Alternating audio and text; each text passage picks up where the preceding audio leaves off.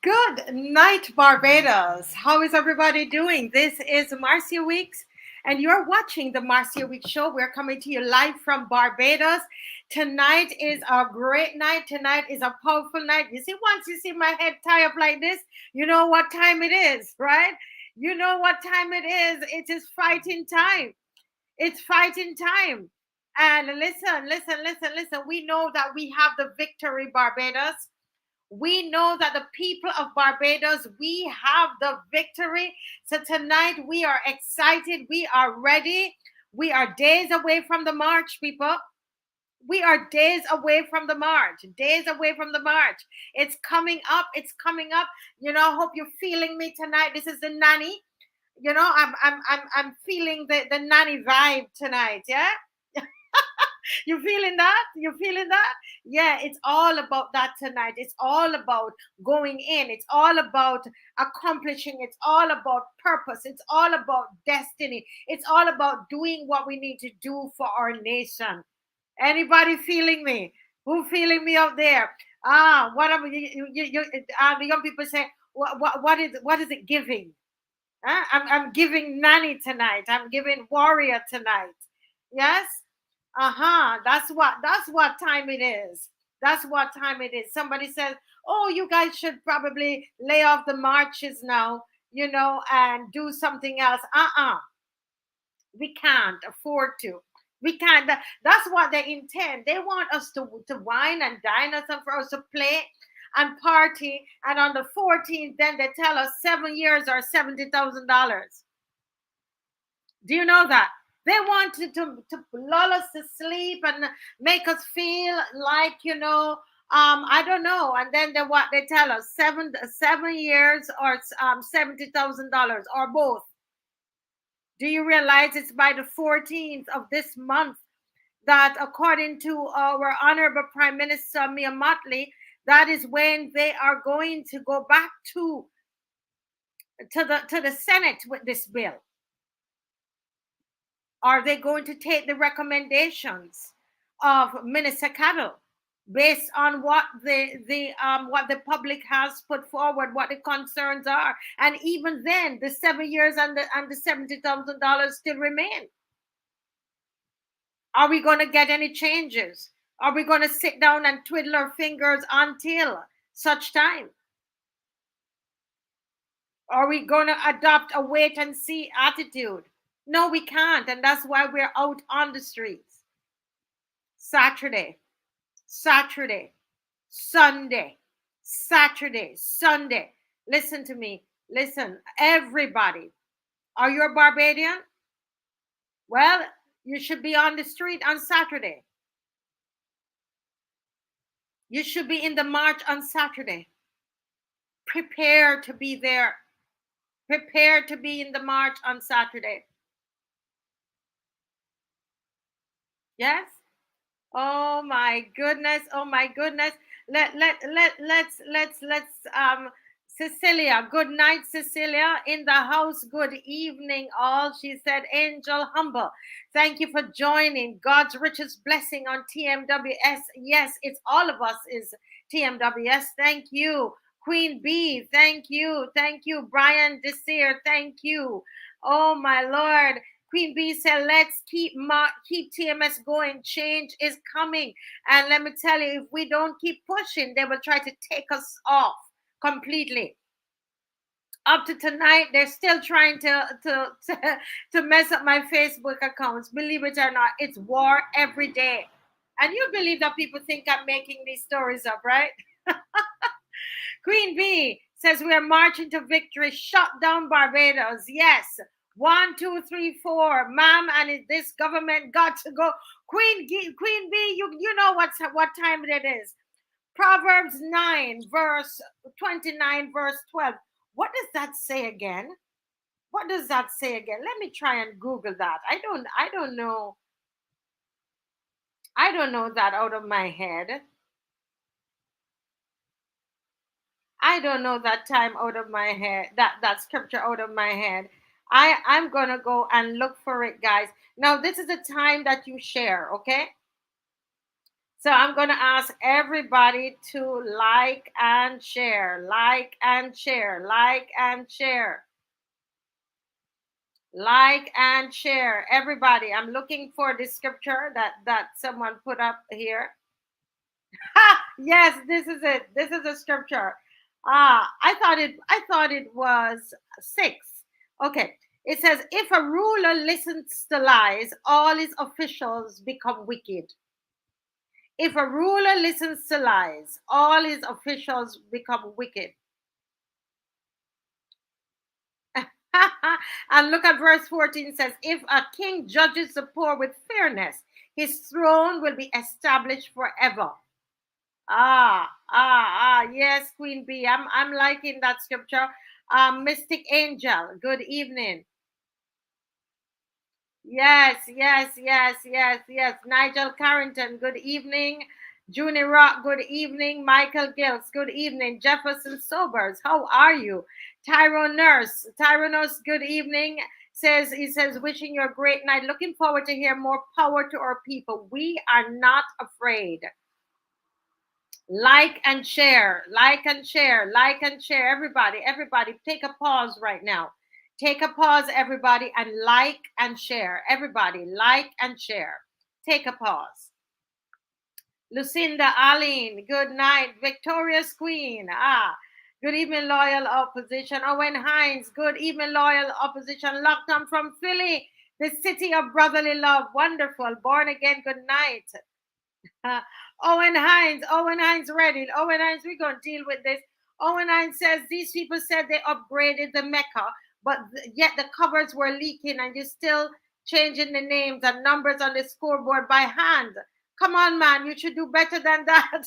What's it, $50 million? I think so too, $50 million. Hey, James Harding, good night. Diana Husbands, good night. Marcia, good night. Captain, good night. Oh wow, he's sending out special greetings. Lucinda Allen, Queen Marvin Allen, and Michael Harewood, Sir Alvin Benjamin from Brooklyn. Good night, Sir Alvin. Are you liking and sharing? Share with your Brooklyn people now. Share with those that are in the diaspora. Please. UB Shepherd. Good night.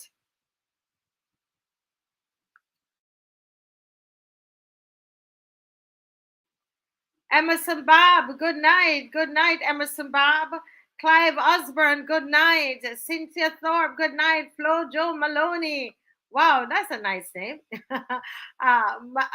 night, Marcia. Good night, Manase. Good night, Manase. How are you? Wayne D. Austin, good night. Anthony Oliver, good night. Judith and Clark, good night. Cynthia Thorpe, good night. Beverly Prescott, good night. Angel Humble, good night. Yes, yes, yes. Thank you. Thank you. Karen Williams, good night. Yes, you're feeling it, Karen. You're feeling it. You're feeling it.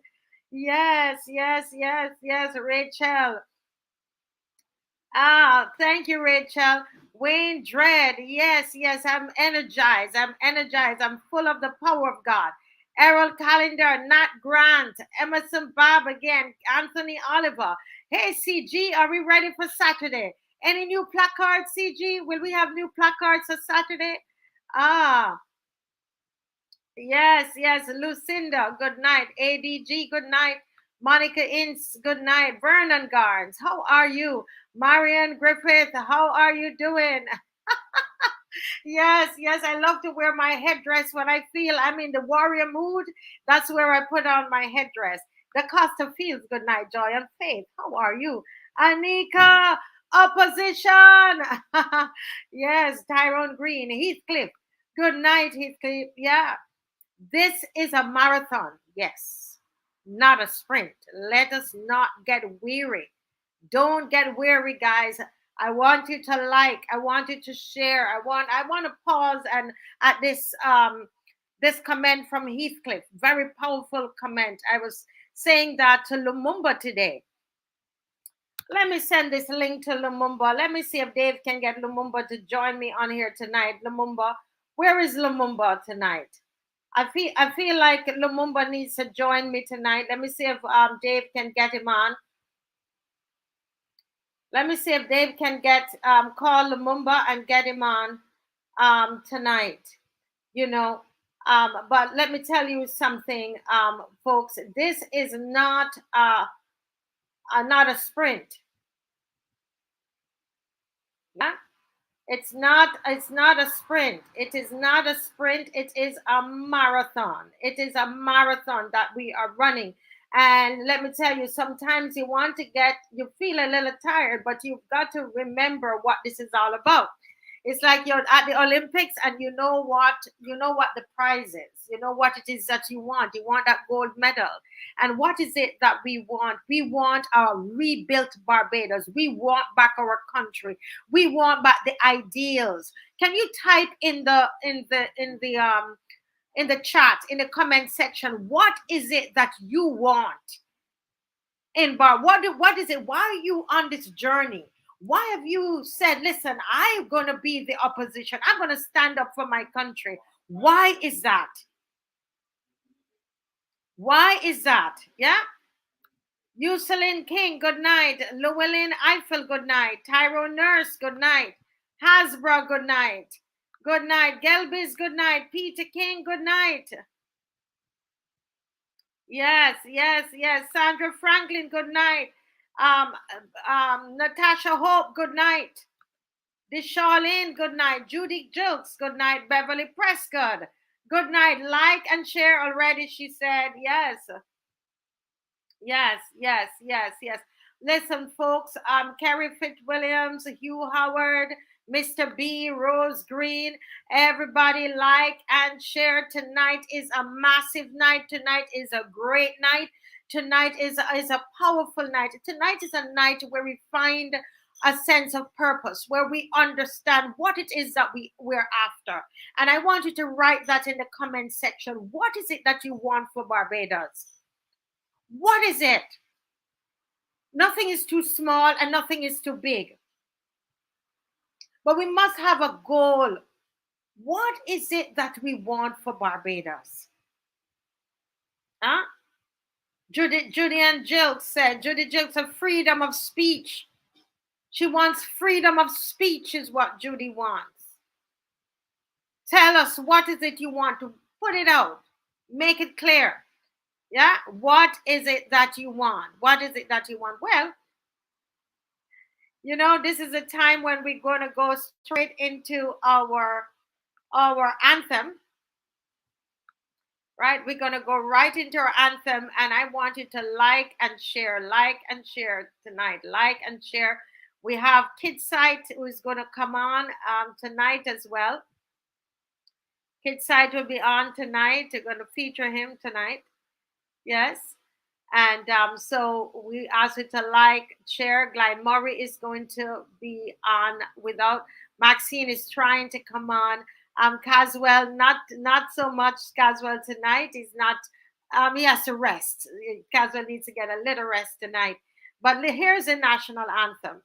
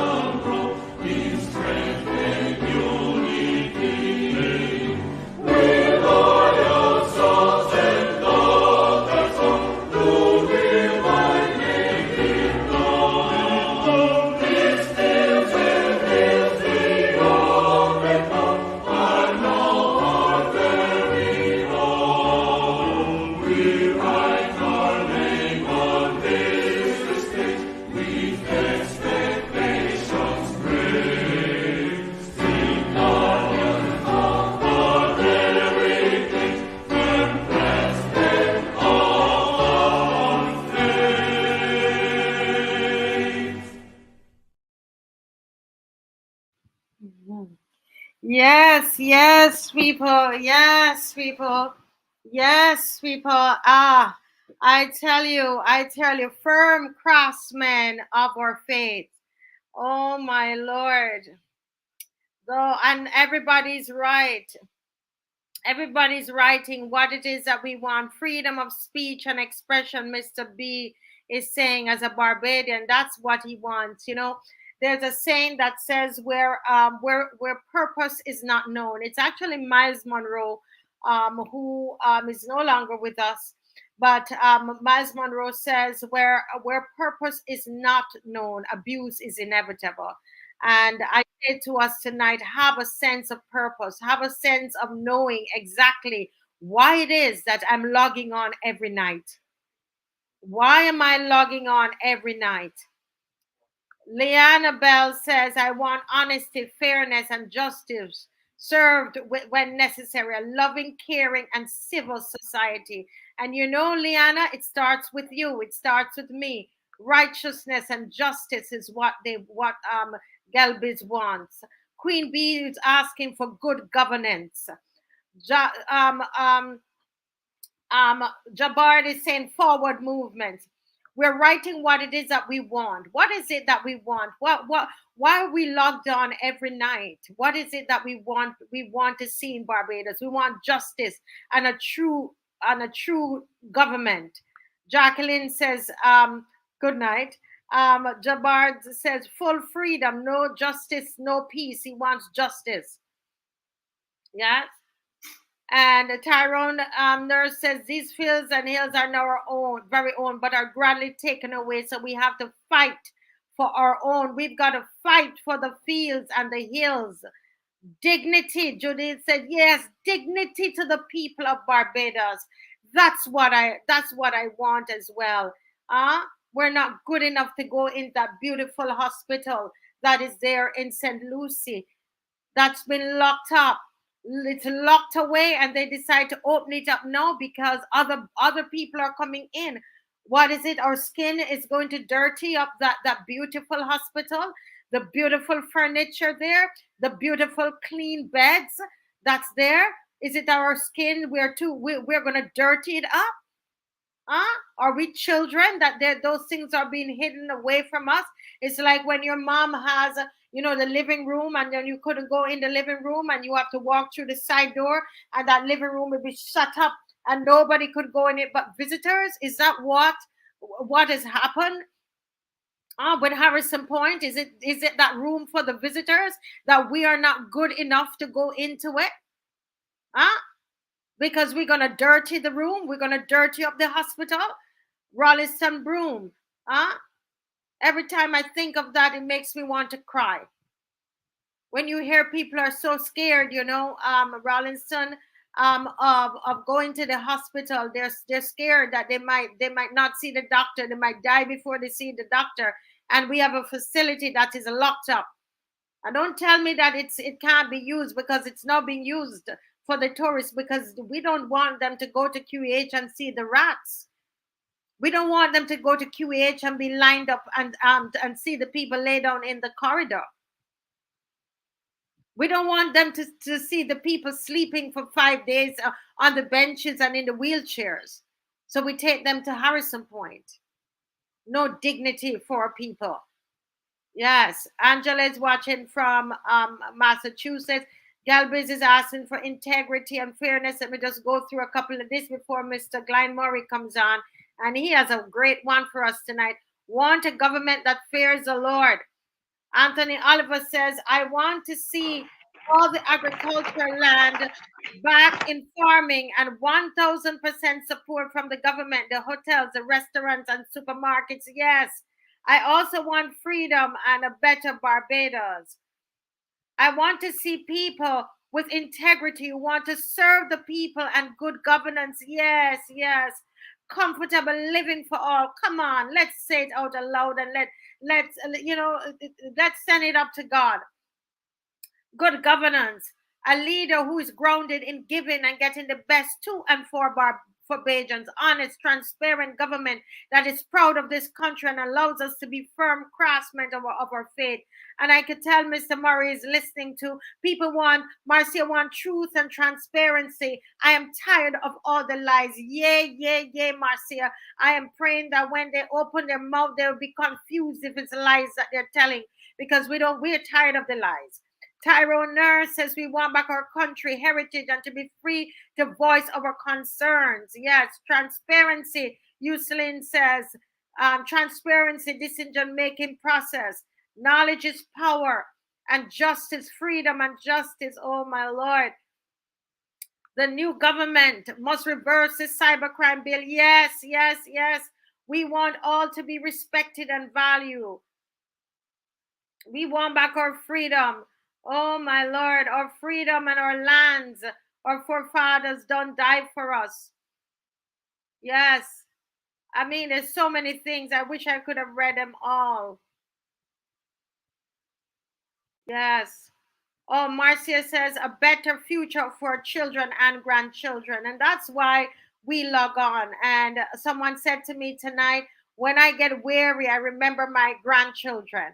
I remember my children. And so I say to us as Heathcliff, I love that, Heathcliff. It's not a sprint, it is a marathon that we're on. We're on a marathon, guys. So we're going to set our eyes like flint and we're going to keep going. Welcome, Mr. Murray. Welcome, welcome, welcome, welcome. How are you doing? I am well, thank you, and I hope I can rise to your enthusiasm and your energy and drive. I really admire that, and it's quite a gift. And if only you can transmit some of it to me by the program, I'd be grateful. But it's good to be here. Well, it's great to have you, and I'm telling you, you know, I love when you start off the show. You know, we know it's education time, and it's good to get it when we're fresh. So I Oh, love to have you start off the show. So you know, we're going right into your segment right now. thank you. Like most other conscious Barbadians, I was very fascinated, to put it Yeah, that way, by yesterday's headlines in the Nation newspaper, which says, quote unquote, PM chides IMF. Repeat, direct quote, PM chides IMF. I couldn't believe my eyes. I almost said, or my ears. Um, because I couldn't understand to start with, why would the PM criticize publicly the IMF that she and her gum had sought out and made Barbados feel that they were the answer to all Barbados economic problems. The mm, IMF did not. The IMF did not invade Barbados. Barbados went out of its way to engage the IMF. They invited the IMF. They brought in the IMF um, to, to, to, to, to, to, uh, to come to Barbados. And it was contrary to the actions and the way they painted the IMF was contrary to what we had been believed for generations. The IMF has been seen as a, a, an organization that does nothing but pauperize this country, make them poor, less developed. So, we were fascinated.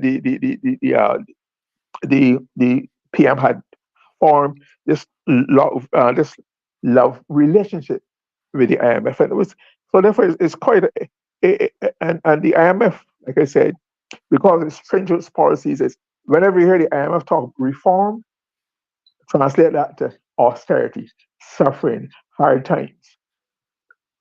So that is that is their conditionalities. Used to be conditional, it's conditionality. So that is their double speak and their jargon and their euphemism. That's why, so you don't scare people. They talk when you hear structural reform and this reform on the IMF, it means hard times. So therefore, I'd always regard that when you're dealing with the IMF, it's like dealing with a porcupine, getting close to a porcupine. All those or what you call the person that will stick you and hurt you and damage you. You have to be very careful as to how you get engaged and get close to the IMF. But that did not seem to bother the IMF, um, uh, which had, like I said, had been called. We had Barbadians and other people in the Caribbean as well had called the IMF international loan sharks because of their extractive, punitive measures placed on people, and and and and and, um, and I can understand therefore why the PM trained her verbal guns on the IMF. I ask myself, is there trouble in paradise? Is the honeymoon over with the IMF? I couldn't quite figure it out. So that's why I posed tonight's question. I don't know if you put it my yeah. So what took you so long, PM? What took the PM so long to speak differently of the IMF? Um, uh, I I uh, I thought that something had gone wrong, but I couldn't quite put what has gone wrong. So before I put that in context, let me put this in context. The reason why I was so offended uh, by this whole IMF program, which hinged on the writing off of debt, that massive write off of debt. What it did was to remove completely an old traditional Barbadian practice and record and history and reputation for not ever having before that time, before 2018, not pay their bill in full and on time. So that's the first time in the history of Barbados. And when I say the history, I mean Barbados was settled in 1627. So between 1627 and 2018, 391 years, Barbados had a reputation for paying all of its bills in full and in time. As a matter of fact, when I was abroad and representing Barbados, that used to be one of my proudest boasts. I was very proud of it because very few countries in the world can brag about that. And that was supported by the fact that Barbados, in good times, Barbados, I know under Prime Minister Alfred, when he had money, he would pay in advance so that if there are other countries around who cannot afford to pay the fees, like to say the UV or some other regional institution, he would take that on. So we had this reputation, which still is in very good state, and it came out of colonialism. People might not want to hear that. Even in the days of colonialism, that was the habit, tradition, and attitude towards thriftiness that developed in Barbados, and and to that extent, that Barbados was never what was called a grant in aid colony. In other words, Britain never sent money to Barbados annually to help run the country. We always raised our own taxes, produced enough margin of affairs that we always supported the day-to-day expenditure, what they call the recurrent expenditure in government. We would, of course, sometimes get um, a loan or a grant to do a developmental project. Where Barbados is concerned, unlike some of the other countries in the region, we were never grant aided. So in fact, that was a very proud and very worthwhile reputation to have, and it seemed to have inculcated, bred into the Barbadian psyche when the black Barbadian leaders took over. That was largely thrifty, well managed, take your time, etc. Nothing reckless, etc. So that's still a very good time.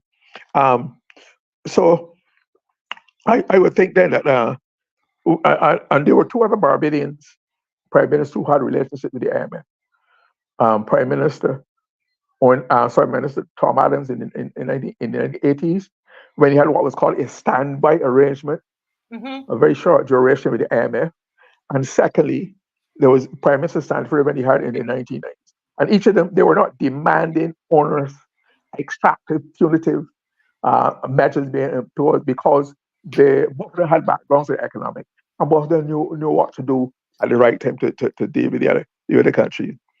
Um, so we had this relationship with the IMF, which we thought would solve our problems, and which um, we had been made to believe that because if you know Barbados had bragged under the PM and the team had bragged about what a record making deal we had gotten a signed agreement in record time.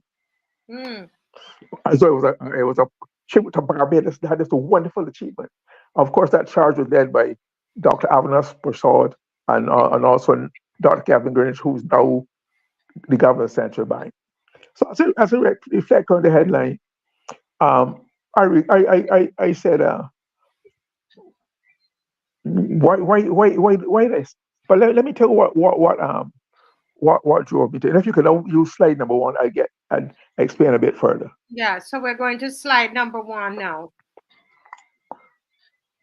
And as usual, if you can read for him because it's, Barbados it's and other countries locked into perpetual programs where they are effectively borrowing from the IMF just to repay the IMF. Nation News, yes, on could you repeat it and read it more slowly, so the gravity of this. Barbados and other countries locked into the perpetual programs where they are effectively borrowing from the IMF just to repay the IMF. Wow, now that I read it, let me read that slower again. Listen, everybody, this is cool. Okay, I love Mr. Murray. Barbados and other countries locked into perpetual programs where they are effectively borrowing from the IMF just to repay the IMF. Mm.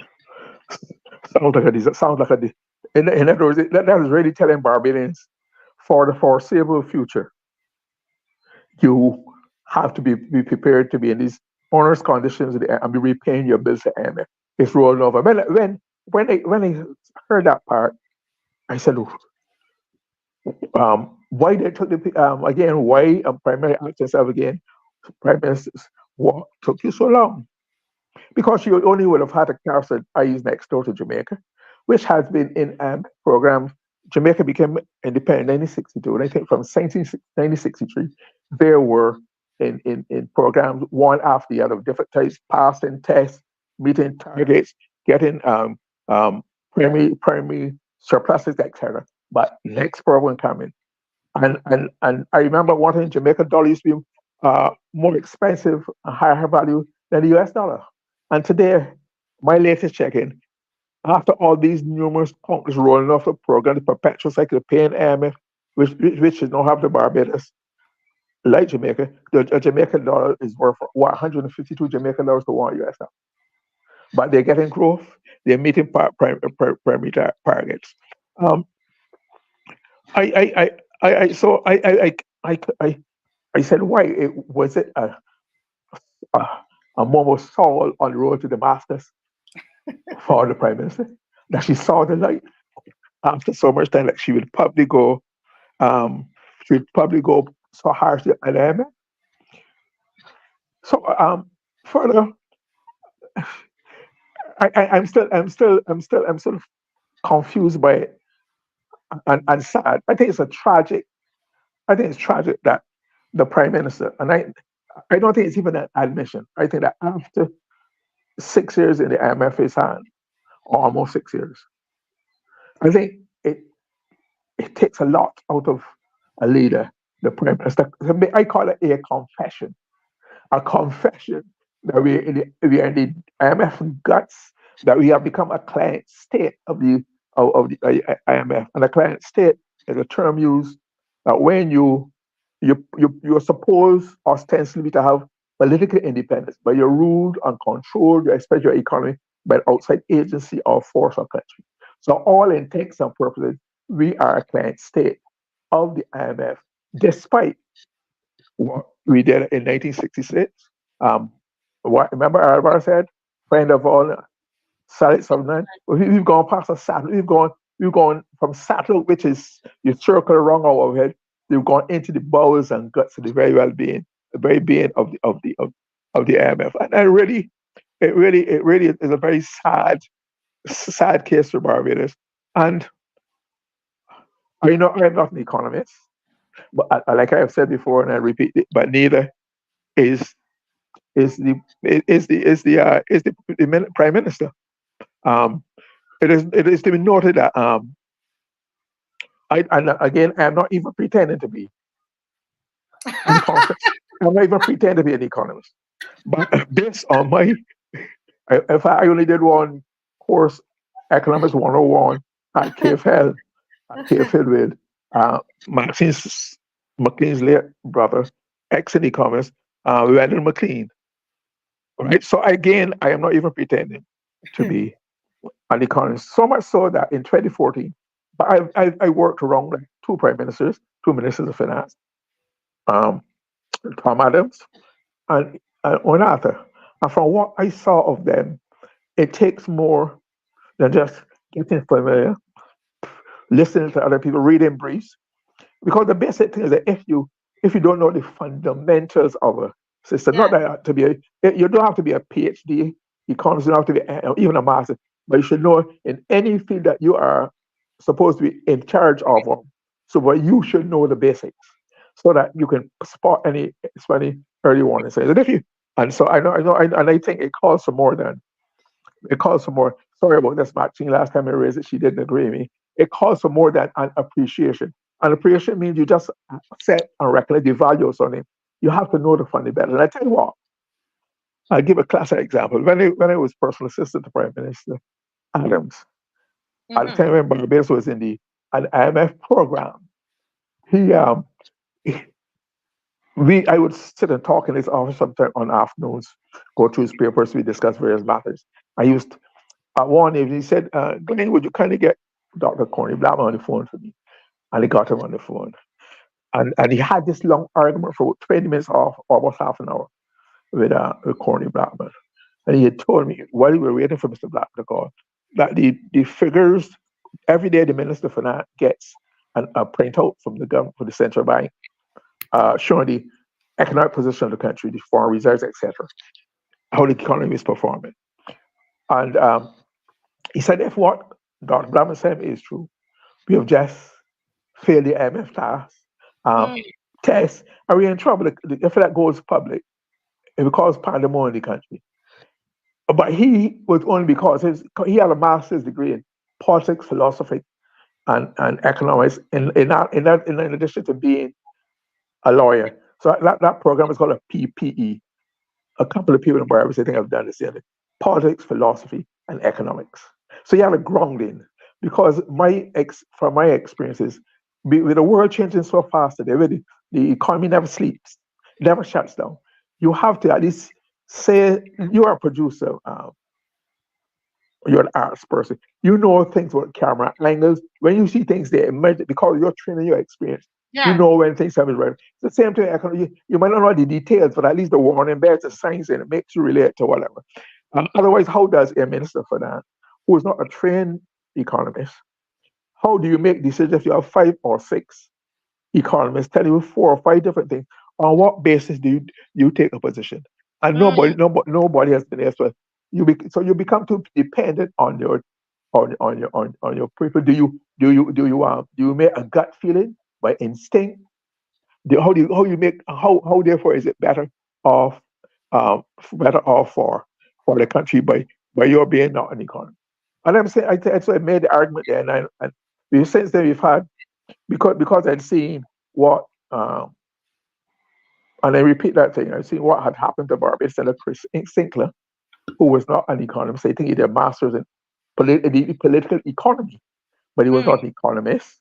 And now we have the prime minister who is by training a lawyer, and and therefore I think that has led us into that it has led us into this mode, and there's a price that we are paying.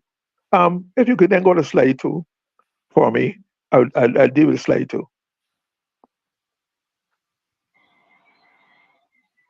Hello. Slide Uh, 2. Okay, it's here. The phrase by sheer force of personality means someone who has a charisma and strong will to influence people in a powerful way. I'll could you read it repeat again. it, please? The phrase by sheer force of personality means someone who has a charisma and strong will to influence people in a powerful way. And I say, I asked to use that quotation because if you don't have the training, the formal training at any level, the formal trained knowledge, right? What then, on what grounds what do you rely on to persuade people your way in the field of economics? You don't have the skills, you don't have the experience, you don't have, you can't, especially at the highest level. So it seems to me, and based on what I've observed of the Prime Minister's um, persona and style of operations at our level, I've seen, like I said, it for a lot of years, and therefore I have a good inside knowledge of it. It seems to me that she could only rely then on sheer force of personality, charisma, forceful nature, um, oratory, and those kind of things, bluster, in order to persuade people. And I say therefore that we Barbados is in too delicate a shape for us for that to be enough. Um, as a matter of fact, I think that as it stands now under the IMF and paying and what the Prime Minister pointed out to Barbados, there seems to have been an international IMF publication, but it was directed at Barbados. I think the Prime Minister realized that she's under some pressure in Barbados and she's trying to paint a picture. It's not just my fault, but it's IMF fault. Literally, it's my fault. It's not. Mm-hmm. It's not. It's me. No, it is not me's fault. It's IMF's fault. IMF. And right now we are in my mind to mind uh, on a treadmill. You know, a treadmill is a vehicle for exercising. You can Yeah. climb, you can run, you can stretch, you can walk, etc. But you stand still. So if you're on a cycle, imagine yourself on a on a on a on on that device, The okay, treadmill. Yeah. the treadmill, and Mm-hmm. you're walking, you're jumping, you're climbing, Yeah. etc. But you're not going anywhere. The same way, we're in a cycle of perpetual pain for Wow. the to pay. So what I'm saying that's why we to my mind are nothing more than a treadmill, and and and, and it is something that we have to bear in mind, um, and we need to look at it in a way that will help us get out of that hurdle. Because otherwise, I do not. I fear for the future of Barbados, um, because uh, economics is a specialized subject. So you need more. Oh yeah, you need more than an appreciate because economics is a broad picture. There are different kinds of economists. There's some people who are what I call econometricians, who deal with figures and calculations of what. So that is a specialty. Not everybody who is, and then they're developmental economists. I think Martin's brother was both. He had expertise of both. And I remember he used to have some public engagements and disagreements with Prime Minister Adams, and when sometimes, but then sometimes Prime Minister Adams would admit that he was wrong and Mr. McLean was right. Mm-hmm. So we've had so that but going that because it's training and and and and so you can have econometrics where calculations data, um, empirical evidence is relied on to make calculations, etc., to work on models, etc. Then there's a one called behavioral economics where you factor in people's behavior, the psychology of people.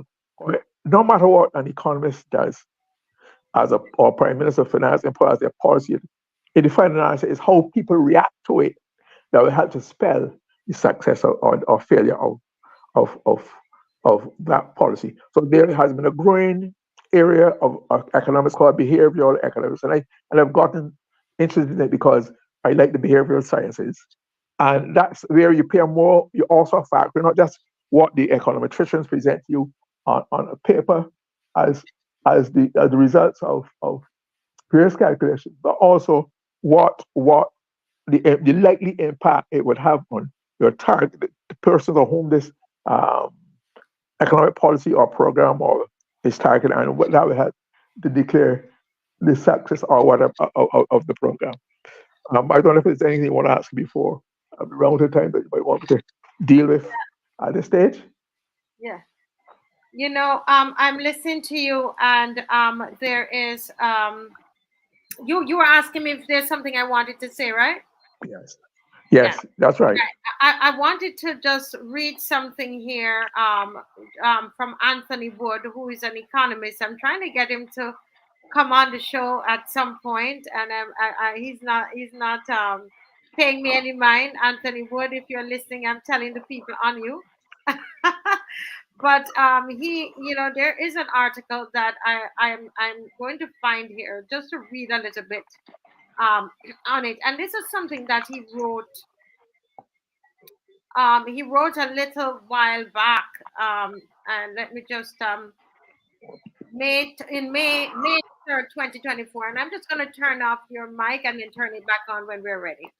It says government needs to better examine foreign loans. This is just only a month ago, right? And this was in the Nation newspaper, May the 3rd, 2024. And a lot of times, Mr. Murray, people write in the newspaper, or we come on and we do some commentary, and people say, "Oh, you just want to criticize the prime minister." Well, here it is. Anthony Wood wrote, Prime Minister Mia Mottley sought to justify the country's rolled over program with the International Monetary Fund on the premise that the IMF provided the cheapest finance available in the international financial system. The new agreement gave the government access to loans from regional and other multilateral financial institutions and private creditors, with Barbados being the beneficiary of substantial loans since the commencement of the second IMF supported program. The Prime Minister has shockingly been expressing surprise about the interest cost of the foreign loans. First was a concern over the variable interest rate feature of the loans. The second element of surprise is the surcharge policy of the IMF loans. Remember that, right? In effect, what was supposed to be cheap money has turned out to be expensive money and is placing a heavy burden on the country to meet its foreign debt service obligations. The terms and conditions of loans negotiated and signed on behalf of Barbados are explicit in the loan agreements. Thus, based on the experience with externally sourced loans, the Prime Minister and her advisors are strongly encouraged to be more careful as they examine key features of the loans to which the country is being committed. This is what Anthony Wood said on May 3rd, 2024. And now the PM once again is, she's quarreling with the IMF, where, as you said, Mr. Murray, they didn't call us. We called them and we sat down, and I'm sure they would have given her and all these consultants that are being paid all the documents and the fine print, and the average person, if you're going to go into an agreement, you're going to read what the agreement says. So that was Mr. Murray. Wasn't Yeah, Mr. Murray? yeah. I remember reading that. Very Anthony Wood is a very highly respected professional economist, and he writes very well. And he's very it's easy to follow. And I know he had his heart in the right place where Barbados is concerned. Um, but that was one of the points I was going to make too. That where are all these advisors and consultants? All of them, none of them can spot these overnight sensational developments. They would like us to believe me. Who was reading? Who was analyzing? Who was presenting? Where did you go wrong? And what they have to understand, or what the public has to understand, the IMF is not an NGO. The IMF is not a philanthropic society or um, a community group. Somebody try. It's not a do-good organization. The IMF is founded on by business persons who have money to invest and lend to countries to make money, a return ROI, return on investment every time. So they make hard decisions based on business matters, not on not on rhetoric, not on persuasiveness of would you believe or the way you see yourself to be so persuasive. That's bluster talk. In the finances, they have a board to the staff of the board to report, directs have to report to the people who must get a return on it. So it's a business arrangement, and rhetoric does not cut it. So any deal that you make with the IMF, it's just another business deal as far as the IMF is concerned, and they're not here to support the third world. They're not a political organization. They're not United Nations. Right. They're here to make money on their investments. Yeah. Judith Ann Clark is saying, I fear for the next administration that will be saddled with all of this debt. It's not just the next administration, it's the next generation. All of us here, and our children and grandchildren, Mr. Murray, that would be saddled with it. And as Sterling said, some naive, weak people repeat that useless phrase, blame the IMF. They don't want to blame Mia Mottley, who on the night, I remember seeing her on the night when she won and she was giving the speech. She was speaking of the IMF in that speech. And we could tell that all of those arrangements were made before she even got into power. While she was in the opposition, she was making It would appear to us because I don't have No, the no, no, she did say that they had been. It has been said. I remember reading it here. They had been working for at least 2 years, putting the arrangements. And Kevin Greenwich was in Barbados helping, who was her advisor, then became governor of Central. So they've had plenty of time to get it right. And one would have thought that of the Barbadian on the from the IMF worker in the office, we would have gotten better performance or better deal. But like I say, it's a business arrangement, and Dr. Greenwich is a product of the IMF. He's worked for many years with the IMF, and therefore, I'm sure when he's through the Barbados's um, assignment at the governor of central bank, he will again be re-engaged somewhere in the world by the IMF or one of those international. So he has to do his job as a professional economist for working for an institution carrying his policy. No, there was no sentiment of being a Barbadian. That did not cut it any better. We still end up with the same deals, the same arrangements, the same punitive measures as any other country who had no national honest program would have ended with. yeah. Let me just read a couple of these comments before we change the segment. Simone Daniel says the people of Barbados should ask what they see round the country as a result of all of that borrowing, getting laden with that debt. Perhaps for the next century, where has the country benefited? And that is the big question. I believe that everybody wants to know. Landed Eagle says there is no mystery why Barbados is falling apart. The PM doesn't live here. Oh Lord. Oh my God. The Barbados needs a real advanced plan to get Barbados out of the IMF hands. My God. I don't know. It's a tough one because we are, in terms of, um, you know, I think Barbados is the second most indebted country um, um, uh, to Japan as it relates to the IMF. That is what I'm getting to understand. So somebody can correct me on that, but that's I remember reading that, and I checked that out before tonight to verify what I'm saying. But I think it's only Japan that is, in terms of per capita, it's only Japan. But we will. I could check on that, Mr. Murray. You're saying something on that? Is that correct? Uh, while you check on that, and it really, as a Barbados, as a proud Barbadian ever, um, to see where we have fallen in this. Like I said, we have been well managed for many years, never owed anybody a cent. Where has all that thriftiness? But when I see what's happened to Barbados, there were two things that Prime Minister Arthur used to. I used to hear Prime Minister Arthur say quite frequently. Whenever we discussed a proposal, a policy, a project, he said aim for clarity of purpose Mm-hmm. and certainty of outcome. I mean, he was not perfect. We did not get everything right, like they said, but he gave us a very useful lessons. He always aim for clarity of purpose and certainty of outcome. And Wow. then from time to time, um, and not only himself, but sometimes Minister Miller would say, in dealing with the Prime Minister, this is no secret, said Yeah. openly, one thing, but you, Minister, you you you you don't hesitate to spend $3 million where 3,000 will do when you're especially when you're spending other people's money.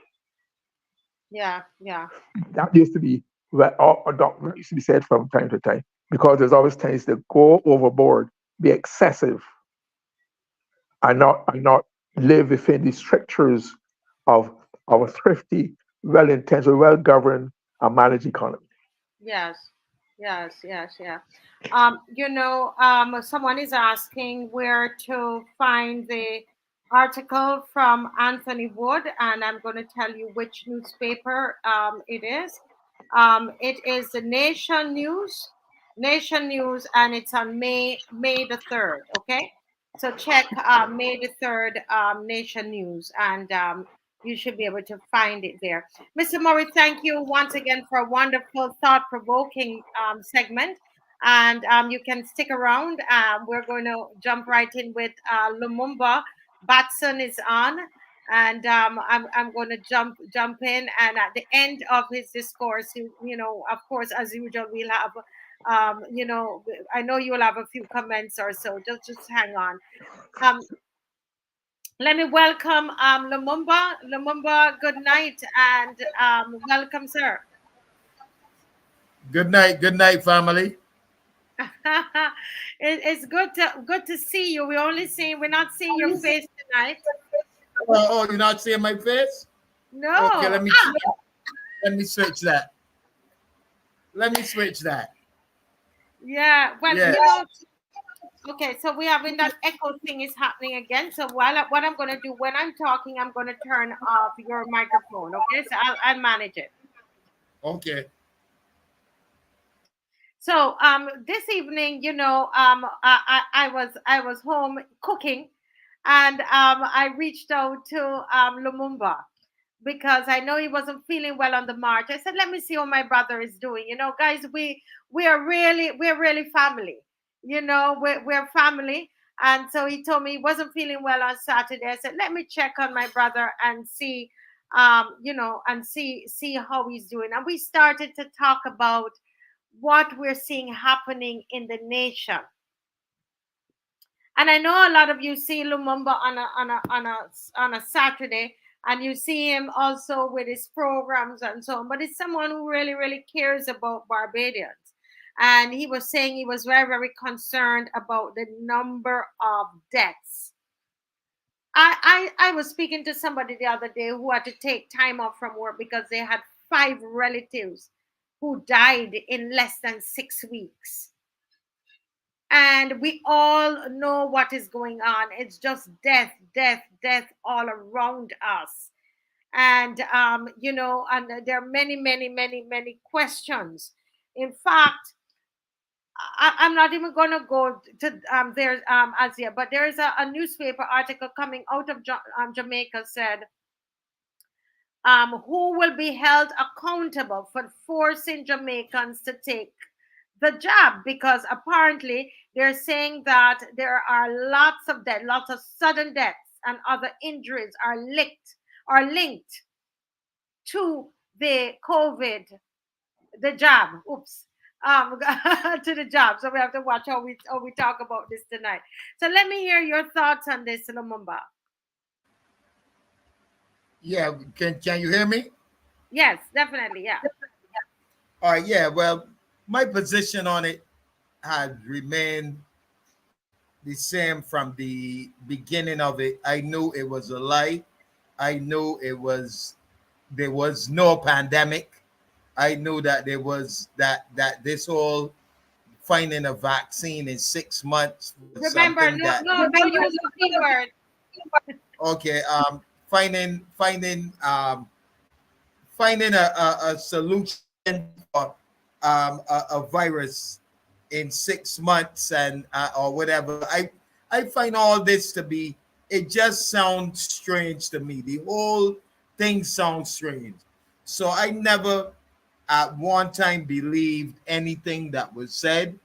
I was watching the news like everybody else. They were showing all these body bags and, saying that, this thing is so dangerous, it's killing people. But what even made me, what made me even think more about it is that one time I was watching CNN, and they were saying that they was in Brooklyn, and the area that they was in is actually where people who I know is in. So they were saying that they were supposed to be having these mass graves. They'd be digging these mass graves in the park because it's so many people dying. So I actually called my um a friend of mine, and I asked him, yo, what's happened, man? I seeing here on CNN that they're having mass graves. They have to make these mass graves in the park. And he said, what are you talking about? So he actually lived close to the park, and he took the camera, he took his phone and showed me. He said, well, ain't nothing, nobody ain't digging no graves out here. But on CNN, they were saying that they're digging graves. So I was like, wait, hold on. Something ain't right with this. Then they were showing all these body bags coming out at back of this hospital in Brooklyn. That never occurred. That never happened. So I was like, well, what my feelings about it was correct. Um, I could understand how some people um, fell victim, because of depression. You telling someone that maybe have a business that they have to travel and take care of their business, and you telling them that the only way they could do this is to take a job. Um, People going to work, and the people at work is telling them the only way that we going to allow you to work here is that you have to take this job. So a lot of people was pressured into taking this job, and I knew, I knew that there was going to be at the end of this, at the end of this, I knew there was going to be casualties. I knew that, sis, and it wasn't like nobody had to tell me this. It wasn't like I was on no anti-vaxxer side or no vaxxer side. I never.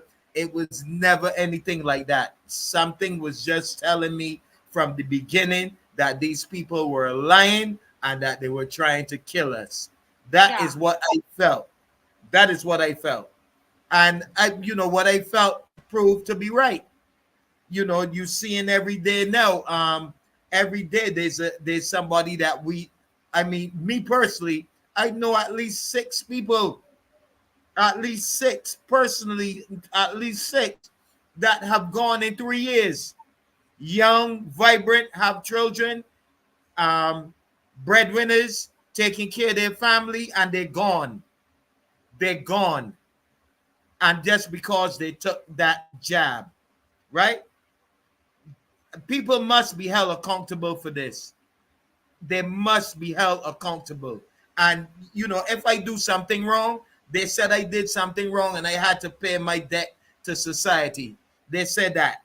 And I had to pay my debt to society. Well, this is mass murder. This is mass murder taking place.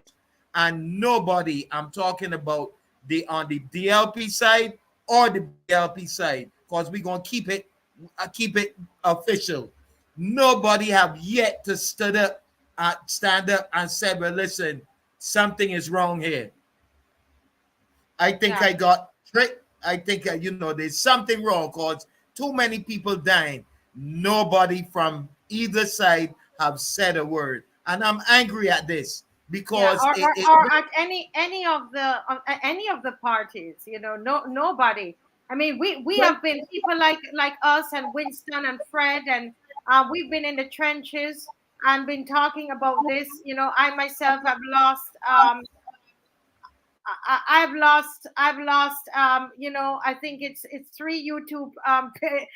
Three. I can't remember how many now. Three YouTube channels. I have lost as a result of talking about this, and which is why I'm so cautious about losing this. I don't want to lose this. I'm keeping this to my Bajan people.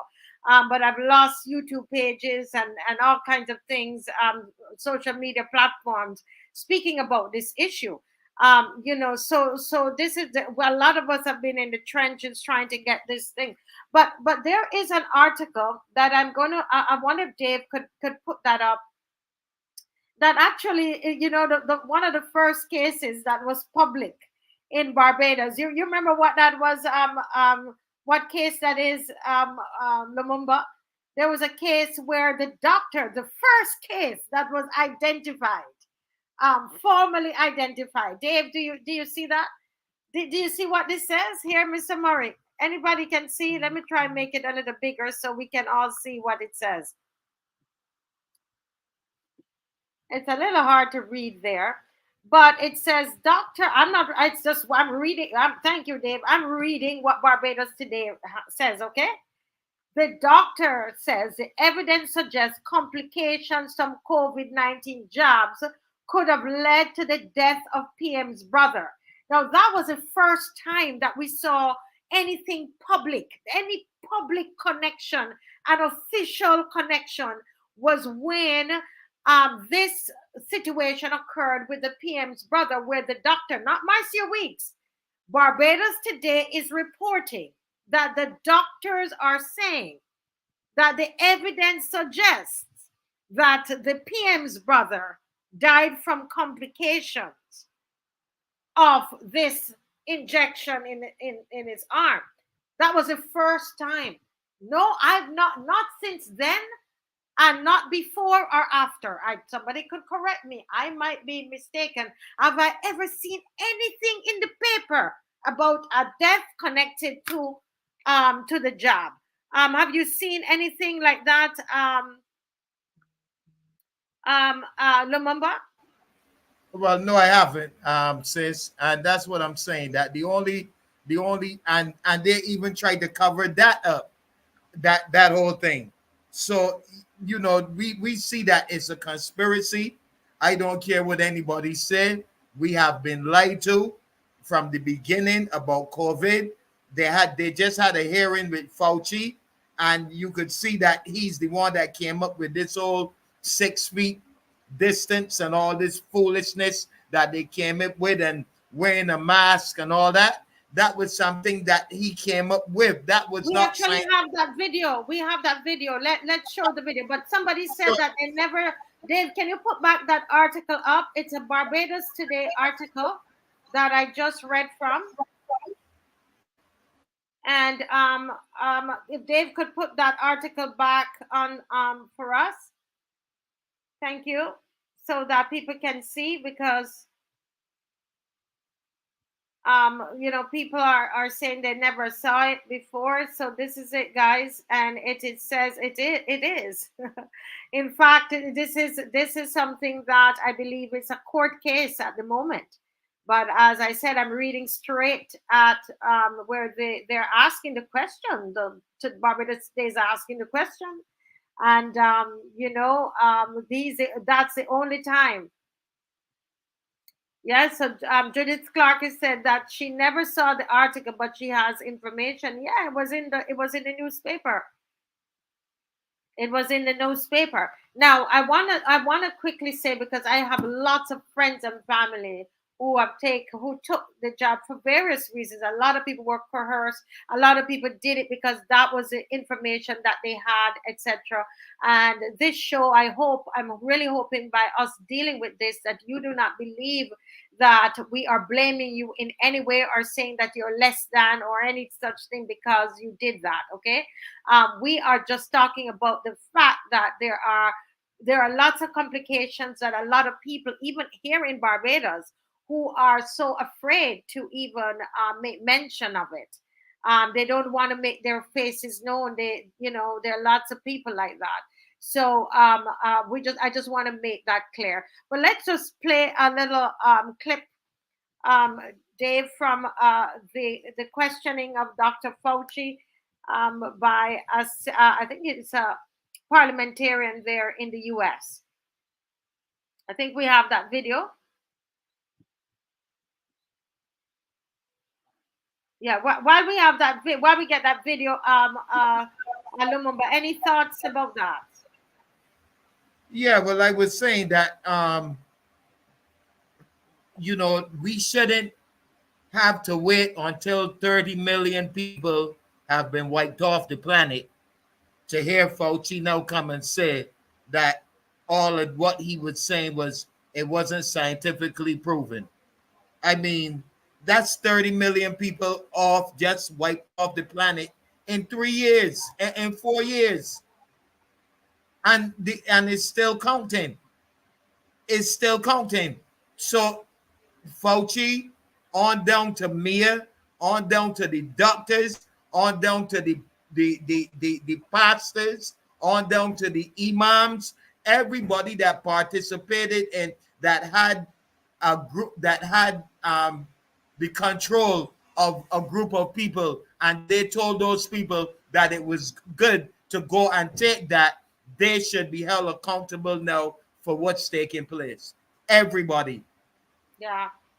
Joshua is saying that they had to pay a lot of money to get that out of his body, whatever he took out of his body. I don't even know. I don't know what he did. But let's just watch this little video here before we move on. Go ahead, Dave. Thank you. Mr. Fauci, you were quoted on CBS Face the Nation saying it's easy to criticize, but they're really criticizing science because I represent science. Do you represent science, Mr. Fauci? I am a scientist who uses the scientific method to gain information. Yes, you said you represent science. Do you represent science, Mr. Fauci? Yes or Again, no? Yes or no? No, that's not a yes or no Yes, answer. it's a yes or no. I don't think it is. Okay, well, we'll take that as a you don't know what you represent. Mr. Fauci, you also represent the type of science that where you confess that you made up the COVID rules, including I didn't hear what you 6 said. feet social distancing and masking of children. I never said I made anything up. You admitted that you made it up. You I made it didn't up as say you went. I made it up. So are you saying this is fake news, Mr. Fauci? I didn't say I made anything up. What did you say? I said that it is not based in science and it just appeared. But you also told the American people they had to distance by 6 feet. They had to wear masks, especially when the NIH and these government agencies, most powerful agencies in our country, are recommending medical suggestions and advice and making up guidelines like 6 feet distancing and masking of children. Do you think that's appropriate? Do the American people deserve to be abused like that, Mr. Fauci? Because you're not doctor, you're Mr. Fauci in my few minutes. Yes, because in my time, that man does not deserve to have a license. As a matter of fact, it should be revoked and he belongs in prison. That was one of the most insulting things to Americans, having to watch the games from home where you got to go and enjoy the game and sit right next to people not following the 6 feet of distancing, not wearing your mask, and everyone else was forced to stay home and stop enjoying life. And your science here, your science is displayed perfectly in this picture where children in school were put in plastic bubbles because of your science, your repulsive, evil science. And let's go back to your very own email. You said earlier you don't use email. Oh, you do. Right here. This is your own email where you said the typical mask you buy in the drugstore is not really effective in keeping out virus. I do not recommend that you wear a mask. This is your email. This is your own words. But yet children all over America were forced to wear masks. Healthy children forced to wear masks, muzzled in their schools. And then they were forced to learn from home because of your so-called science and your medical suggestions, while you and all your cronies get paid from Big Pharma.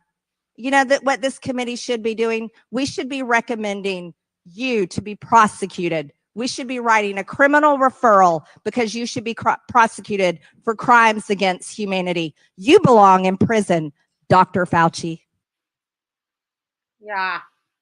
Wow. Your thoughts on that, Lumumba? Well, she says he belongs in prison. I say he deserved the death penalty. I go beyond prison. Prison is too good for people like that. I mean, to actually sit down and to plot killing millions of people. I mean, that is something that is horrendous, and he deserves the death penalty. And when I saw Mia, our prime minister, with him, and when I heard her saying that she taking orders from the WHO and World Health and she following the science, I knew already that either she was tricked or she's going along with the program. Either or. That's how I knew that, because when you look at them people, Fauci, when you see Fauci, you seeing the devil himself. Yeah. That is who you seeing. You're not seeing anything. You seeing the devil himself. And if you are not spiritually in tune, I guess you're not going to see it. But I mean, there's nothing that comes out of Fauci mouth that anybody could believe. He is a quack scientist. He is a quack doctor. Look what he did during the when they had the AIDS so-called epidemic with the homosexuals, and he got the homosexuals to start taking all kind of drugs that was killing them, and then he just disappeared off the set. You never hear from him again, and then he appears again with this COVID and this social distancing, and just because we wasn't aware of who this man was, we fell into his trap. We Yeah. fell right into his trap. Let me ask Mr. Murray, because Mr. Murray, I'm not sure if you know, but that there, the Prime Minister said to people that if you take the job and you get hurt or get sick, injured, or die from it, that she would take care of those people. We have the clip, and we have everything of it, actually. But nothing has been done for those that have been injured in Barbados. In fact, nobody is acknowledging publicly that anything has happened to anybody. What do you say to those people, Mr. Murray? I do have a comment on that, but I think I have a responsibility to say something about the clip show with Dr. Fauci. And for those who are not familiar with the American political scene, that's a Republican woman by the name of Marjorie Taylor Yeah, Greene, I am a, yeah. an extremist of the ultimate sort, a racist, etc. And therefore, that was a demonstration of a Republican attacking a person perceived as having sort of a democratic program and policy with Prime Minister Biden, with President Biden. So I take what she said. I've seen her in other forms. She really is quite repulsive and repugnant. But let me go back. So we should take some of what she said with a grain of salt, because she was very extreme. And the thing she said to Dr. Fauci about Dr. Fauci's face, she also says about black people and people of color, etc. So I have very little regard for her. But as to the question of the Barbadian situation and the job, I think enough has been said, enough has been learned that the government owes it to themselves, or owes it to Barbadians to have an investigation and try to present a rational, reasoned report to the proceedings, or what is done, what went wrong, etc. But like I say from time to time, almost every night I'm on show, I talk about information starvation. That is what the government thrives on. The jury only acknowledge when it's in their favor, and they ignore everything else until they are forced to confront it, like you've done through the show, the marches, the speeches, etc., the various issues. But I think that they will only come to that resolution when the society forces them to. Otherwise, they feel that they can ignore everything that they don't want to deal with, and it will just blow over and be replaced by some other thing. But there's certain things that will not go away. Where people's lives are concerned, they all have families and families, etc.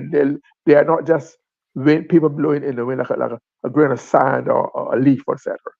I myself, I myself, uh, most people around me took the job, and they've all done, only one person have a bit of a cough from time to time, but all others did well. I myself did not even have a fever, a sore throat, nothing at all. So Yeah. I don't know if it was lucky or whatever. So I'm saying I'm willing to listen to other person who've had other experiences. I'm not shut down or Correct. anything, but I said the government should be responsible enough. This has been going on for long enough. There's been enough said, even from within the government circles, to demonstrate that there's reason for concern, and they should seek to satisfy that concern before they're forced to. Yes, thank you, Mr. Murray. Let me just say that, and I agree with you, Mr. Murray, that the government should take some responsibility for what has occurred with people, especially because they were encouraging people to take it, etc. And our Prime Minister, in fact, did say, if something happened to you, that the government will take care of you. And I agree with that. Where I tend to I don't agree with something you said, and it's something that I notice with a lot of us, even the people who are jabbed and those who are not jabbed. We tend to feel that if we don't agree with this particular person, that they can't say or do anything right. And I can sit and I can listen to Trump. Yes, I do. Do I believe everything that Trump says? No. And I actually do believe, and it's okay if we disagree. I actually do believe what this lady has said, and I've seen all of her clips. I've seen all the stuff where she talked about the girl with the, talking about her lashes and so on, and the way, that's the way she addresses people. But I actually believe what she just said, and I respect what she just said. And I'm the kind of person that I'm able to listen to. You know what? I might not agree with everything, but you say something good, and I can agree with that. And I don't believe that everybody is, that because she's not the kind of person that I like, but she's saying something that I agree with. Before we close, though, Lumumba, any thoughts on before we close? Any final comments? Any thoughts? Well, I also would like to just say something to Mr. Murray, that I am not a Republican or a Democrat or anything else. I'm not into pop, but what that lady said is something I've been saying from the beginning. And Correct. from the beginning, so it has nothing to do with politics. It has something to do with justice. That you lie to a people. You lie to a people. That's what we have to emphasize this all the time. You lie to a people and you force the people to do something that they were unwilling to do, and then it caused casualties. Casualties is dropping from this. It's not a fairy tale. It's not anything. It has nothing to do with politics, because I'm quite sure DLP and BLP took the vaccine, took the jab, and both of them. I'm glad that you are not experiencing any symptoms. I'm thankful for that. But I know people, myself personally, that I have a brother that he lost two brothers in January, one January 1st and one January 4th, to that vaccine, to that jab. So again, I'm thankful that you are still here, but it needs to be some accountability, and it has nothing to do with politics. Yeah.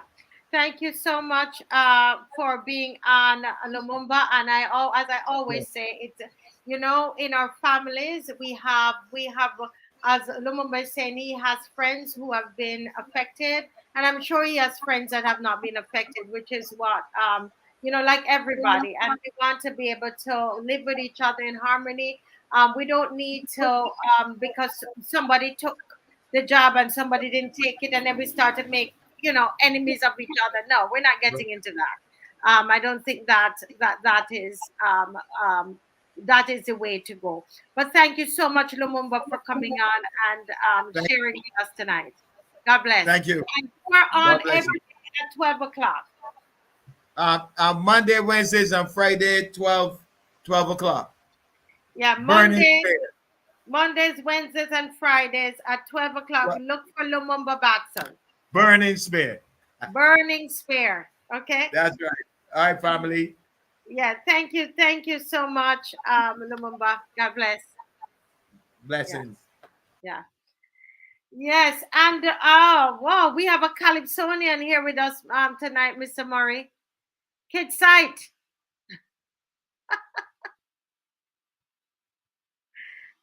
Let's see. Good man. Go ahead, Mr. Murray. You're saying something. I say Kid Side, excellent man. Very, very colorful, very creative. One of our best, who has stood the test of time. But he was not always a California. He was a dub specialist too at one time. So Yes. he has great, very, great, and varied skills, and he's one of my favorite artists. Good night, good night, kid. Yeah, KidSite, you said it's one of the best, but and yes, he's one of the best. But I want to say something that, there's nobody who can stand, you know, beside KidSite on this one. He is the only Calypsonian in Barbados to win the crown 3 times in a row. Did you know that? Did you know that, Mr. Murray? Of course, I know that. Don't forget, like I've said on the show, I too myself won a crown in 2000. Oh, KIDSITE you probably will won. remember. No, I was a Calypso king and in a celebrity tent in 2000. I have all my trophies still, pictures. I mean, KIDSITE did not write a song about my winning, but that's all right. I'm not sure if he's hearing this because he's rather quiet. Wait, let me see here. Okay, let's see. Okay, he has to unmute. Okay, he's unmuted. Welcome, KidSat. We're talking to you like you're not in the room. Well, welcome to everyone here, and so glad to see Marcia looking so bright and Glyne here because what I want to talk to this tonight is very important. I have a lot of Glyne here. Yeah, Well, Good. we're getting a little feedback. A little feedback. Keep talking. Let me see if it's gone. yes, remember that this year is a very special year for a lot of Calypsonians as we are celebrating 50 years of Pop Over. Still hearing the feedback? Yeah, a little bit. Yeah. I don't know. I don't hear no noise in my. I have no noise around. Okay, So I it's don't better know. now. It's better now, I think. Keep Yeah. going. Yeah. This year is a very special year because we're celebrating. It's 50 years since the Capoeira Festival started, and I see myself as something like a historian too. You know, I like my calypso. I like my history of Barbadian calypso and Trinidadian calypso. And you know, one of the things that helped me one thing is what this is 50 years of crop over, and there's one thing that I would like to see in crop over, and it's incidental that you have Glyne there because Glyne was the guy that introduced the community independence. Mm-hmm. And Thank you. yeah, Thank you. and I really would like to see a crop over where the communities are more involved. That's one thing that I always want to see. I am an entertainer, I'm a collector, I like to see the community. And I really like to see the communities involved in crop over in a bigger way. Right now, crop over is basically the tank, taking the crop, and pets. And I Yeah. would like crop over to be more than that, really. I would like to see the chairman try to the community. So it's something that I am planning for and I'm looking forward to see. But unfortunately, we have 50 years of crop over. It started out as a community group kind of festival and it moved away from that. So I would Okay, like but that to is go good. back to Whatever you're doing right now, that audio is good. Whatever happens a yeah. while ago, that I is put better. it closer. Put it Closer. closer. Okay. Yeah. Try that. Yeah. Keep going, Hmm. please. Yeah, so I really, as I said before, I like the community things, and I really would like to see the community involved in crop over in a big way. It's not like that today. So, and Mm. I think you're making a very good point. In fact, it was the communities that really gave crop over thrust. Remember the community fairs, remember the plantation fairs, the events out in the community all over Barbados, and that yeah, engaged, yeah, and it was no longer a town thing. It became yeah, everybody, yeah, and that's why you use a similar approach when they set up community independence in 1995. It'll yes, be 29 years this year, actually, because if it comes from the community, people are engaged and they give it authenticity. They feel it belongs to them. They will own it, and it's been, there are very few. There are very some of my colleagues who are in government with me. There are very few of them who have implemented anything that lasted 29 years. So I'm very proud of it. And we think that good planning would have taken care of that. I'm glad to see that they use some of the community independence secretariat programming and structure. Because there's a community independence celebration committee in every parish. It elects itself. The government gives a few dollars, but basically it's a very democratic thing, especially if you leave your politics out of it. But I think it has survived that largely. So the fundamentals are there. I see they started to use some of them when they had the gathering and some other activities, but because they go on from year to year, they come out of the community, and it's a gem that is highly underutilized. It would have been magnificent if the NCF, who's organizing these celebrations, had done it. Because right now, I'm asking how I'm still not getting a feel as how, especially visually. I know we could easily put on a short of 50 years of calypso, but what are we going to show 50 years of costume bands, etc.? of 50 years of community bands, cultural bands. I don't see how that is going to happen. I'm not hearing of anything in that regard. Yeah. No. And a lot of the features of the crop over have disappeared. The decorated crop parade, Of course. you know, the parade of the king and queens of the bands. You know, a lot of things have disappeared. I have watched some carnivals from some of the other countries. I've watched Antigua. I see Bahamas. They have the junk canoe. Yeah, a few months ago, I watched one on Aruba, and the costuming was powerful. The people were well behaved. There was no walking up. The people were not dropping any litter on the streets. They were. I mean, they were having fun, dancing and all, very, very, very decently, etc. But people were. One thing is that I watched it for a couple of hours, and not once did they see anybody drop a bottle or a piece of paper. Everybody left the parade. I went to the side. I deposited the paper or whatever in a receptacle, right? So the point is that they had costume. And when you see carnivals in St. Lucia and St. Vincent, you see costumes, not just bubbles and thieves and bubbies and boobs and boxies and whatnot. I mean, there has to be more to show than that. Yeah. I think we've lost that. And you can't do it between now and July. I don't know how you get it done.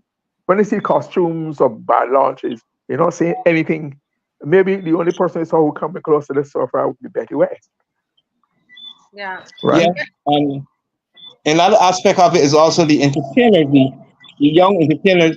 You know that there's like 600 songs released for crossover.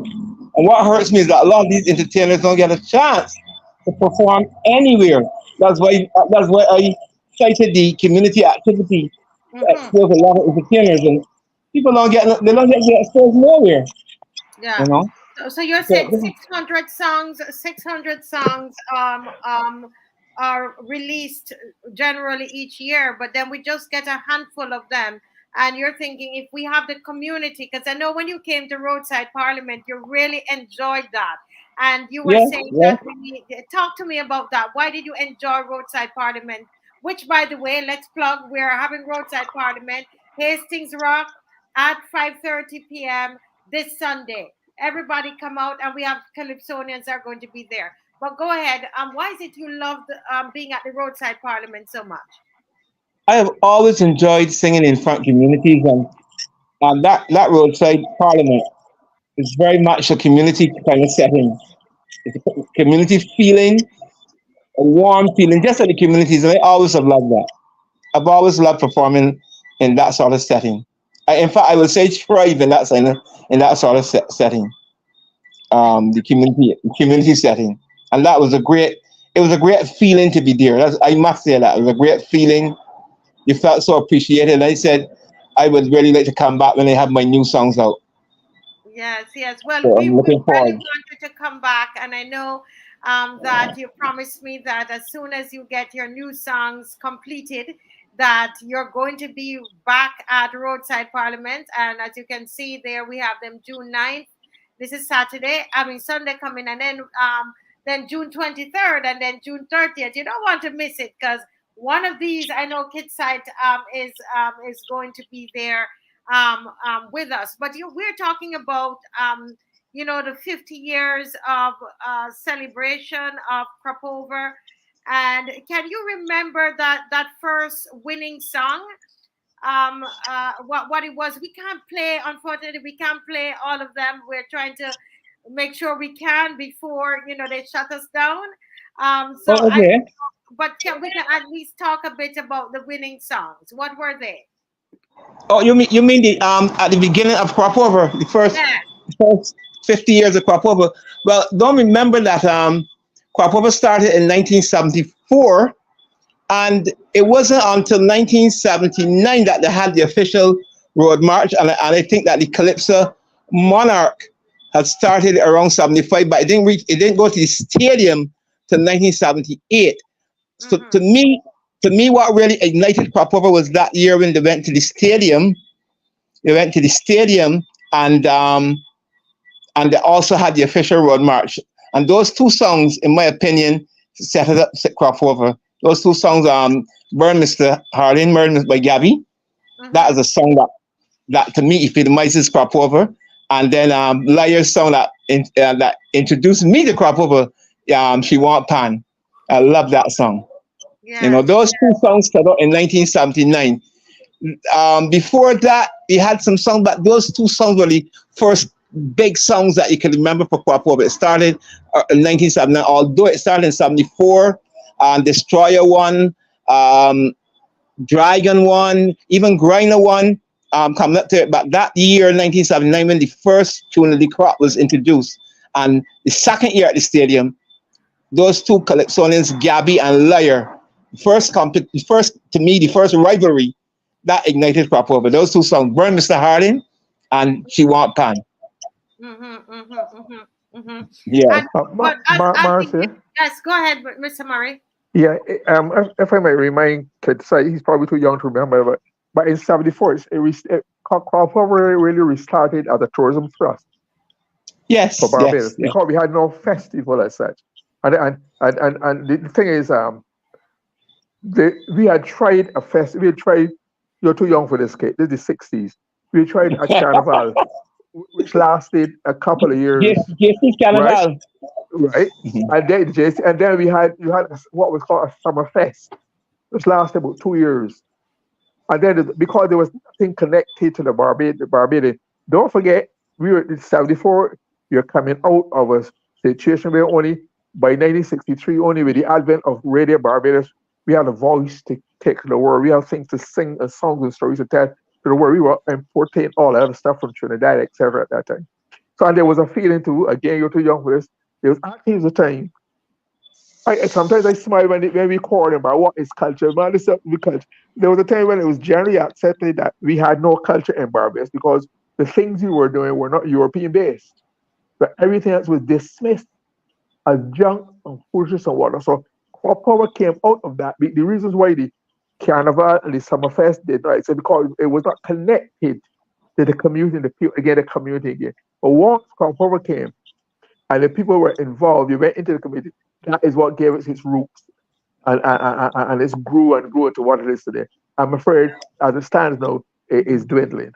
Yeah, but KIDSITE, I know the people want to hear a little something of what you're doing this year, before you go off. But I told him today we want him to be a feature, coming on and giving us a little of the history and so on.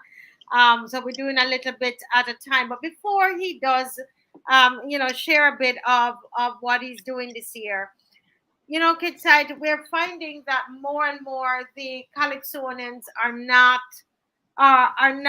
doing a lot of commentary, or if they do commentaries, it's something inspirational, which you need some of that too, but they don't want to touch what's happening in Barbados right now. I don't know how many of them really are going to sing about the cybercrime bill or sing about what's happening, sing about what the kind of governance that we're having, sing about the corruption, sing about the lies. What's happening with Calypsonians in your mind? Why is it that we're not getting those kind of Calypsos? I think Glyne said at a Zoom meeting we had before, either Glyne or Washburn said it, that the people are just interested, a lot of young people are just interested in singing. They're not interested in really Calypso.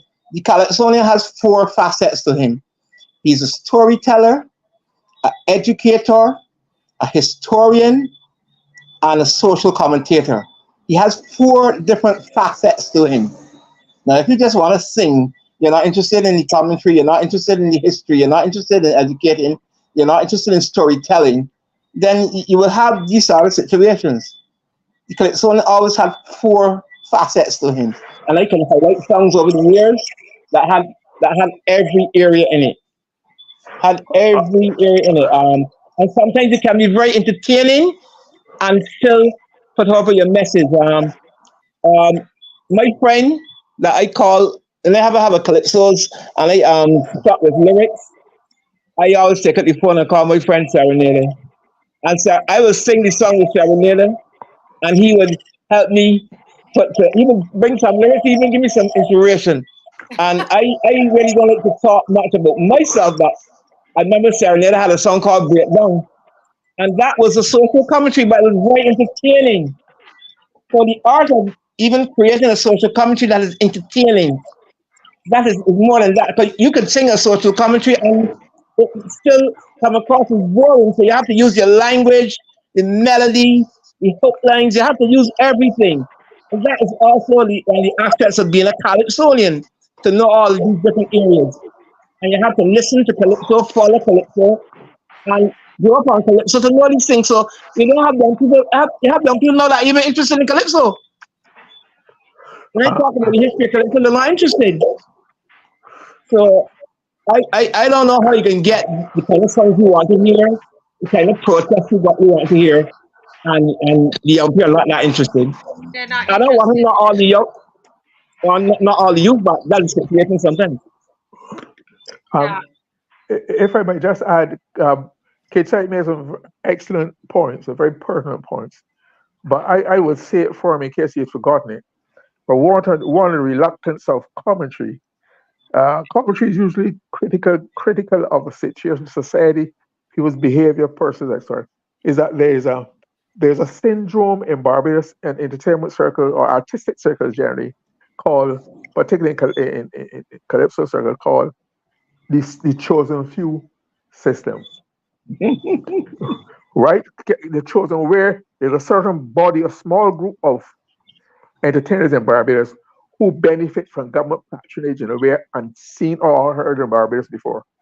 So they get the trips, the promotion, they get the work. They're always doing something. If it's, so therefore people don't want to risk a chance of getting a possible pick by saying anything to offend, not even just the authority, the NCF, some authoritative figure or body that might think deprive them of a chance of break. Because in these tough economic times, everybody's trying to make a living, and they should.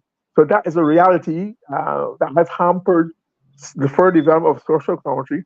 Plus, people don't tell stories. Stories. Stories. They want to say things because they think this. They're trying to sing one chord or two chord songs. Bashment was the worst thing ever happened to Barbados' artistic field, especially music. Really, Where I have. bashment You really think so, Mr. Murray? I think artistically, then the music, then the songs, then the melodies are just but doggerel. but Doggerel. Mr. Murray, you could take that bashment and you could tell stories with the bashment. I see it Agree. very differently as an artist. I don't think it's I see it's different. Let me say it's different, and But it's I how was I you. was judging bashment as the way it's been promoted in Calypso. If I wanted we have an international bashment international show. I think it was too narrow. It was not doing the role you saw as a grey out, etc. Fine. But as a bona fide, genuine artistic genre and vein, it didn't cut it. It's can't. There's not enough. It's too bare, too minimal in music and stories, and it's not enough to grow on. That's Yeah, what's your take on that? But we're setting up to play your tent mate song. We can play that song. We're gonna play The Guard. I don't know if Mr. Murray heard The Guard yet, but we're gonna play The Guard by Antonio, Richard Antonio. So Dave is setting that up. Let me hear KIDSITE's view on what Mr. Murray said about bashment. I can agree with him, but I will say one thing. The bashment needs writers. There are no writers. there you are. And there are not many writers even in Calypso either. A lot of writers have died. Really, in Calypso. You lost Anthony Warren. You lost Sir Don. You lost Herring. You lost Observer. You lost Smokey Bird. That's a big loss. There's some big losses to the Calypso fraternity as far as writing is concerned. Now, the bashment is totally void to me of any good writers. I, as KIDSITE, show people that I can do the dub and do social commentary in dub. I can sing on issues in dub, but I've not seen that being expressed in the bashment. And you can do it and be exciting. You can have your hotlines. You can have all these things doing. So the bashment to me lacks writers. That's why a lot of the songs have not left the shores of Barbados. They stick right here in Barbados. That they need writers that can create good melodies, create exciting lyrics. Once you do that, the bashment will take off and go and hit Trinidad and hit Jamaica. But without writers, it just stays right here in Barbados. Yeah, writers. And that's why I was saying to Mr. Murray, we can use it to tell stories. But I get his point. I mean, musically, it is not the same, you know. But I think it like anything else, it's just how you use it. But I understand what Mr. Murray is saying. Let's hear this calypso for this year, which is going to be at what's the name of the tent again? KIDSITE. All Stars Calypso tent. Right, so it's All Stars Calypso tent, and they're on Sundays. Opening on Sunday at St. Gabriel's. Opening Sunday at St. Gabriel's. Yes. Okay. All right. Go ahead, Dave.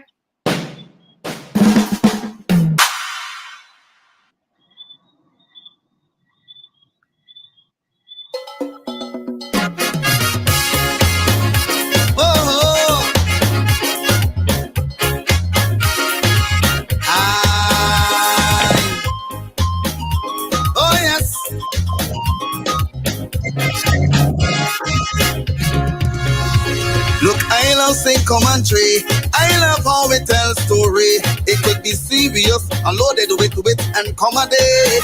So I had to write a song that people can sing along. Make sure it by 10, cause I got the kind so strong. Sing about the policy, how the tax is killing we, and the government doing whatever they please. Except for us, no opposition. Twice they win, 30-0. Now I'm wondering who the hell is their God and we.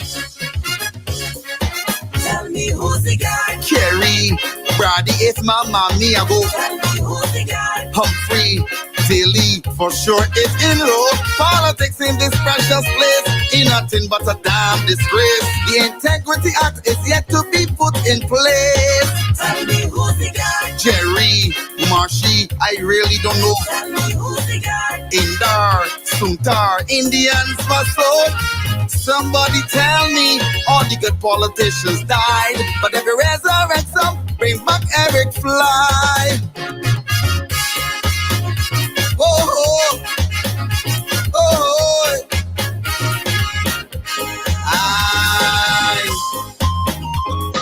yes.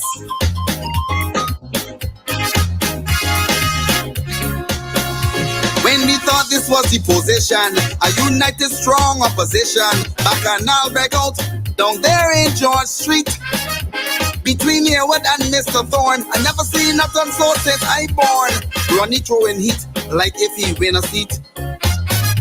But it's Ralph who left the PLP. I went over to the DLP to form an opposition in this country. But that blocket full of jealousy, nothing but spite and envy. And if the don't behave again, mash up the DLP. They need a new guy. Ralphie, Ronnie is blow after blow. They need a new guy. Hartley, Pedro, I really don't know. As far as I can see, this between you and me. Right now we have two DLP parties. They need a new guy. Seeley, Lashley, we'll see that it go. They need a new guy. Josie, Eswick, let my people go. Barrow must be rolling all over the Caribbean Sea to see what's happening to his sweet DLP. Yeah. Oh, hi. Oh, yes.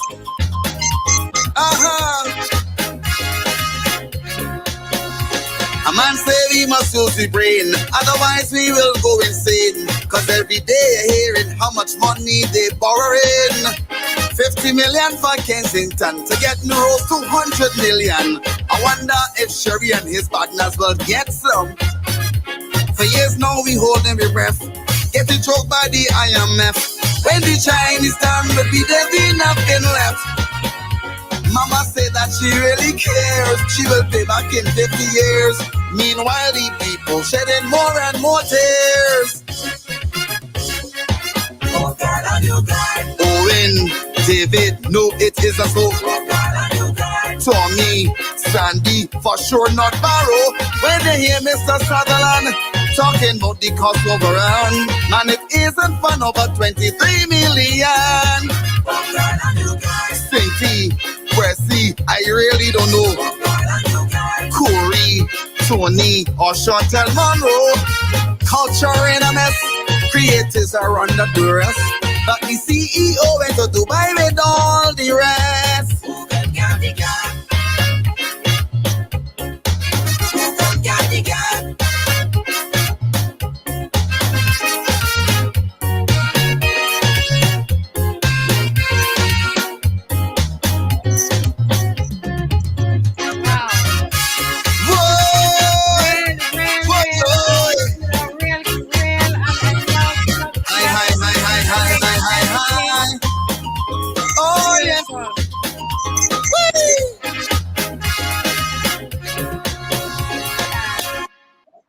Very nice, lovely, lovely, Mr. Murray. Were you moving to that? Of course. The first class is excellent song. Has all the elements that KIDSITE spoke about. It's not a dreary dirge. It's bouncy, good melody, telling a story, good lyrics, topical, had all the elements. Yeah. Very, very good production. Definitely, I agree. I totally agree with you. It has everything in it, and quite interesting. I expect KIDSITE to do better than even that. You'd be surprised about coming this year.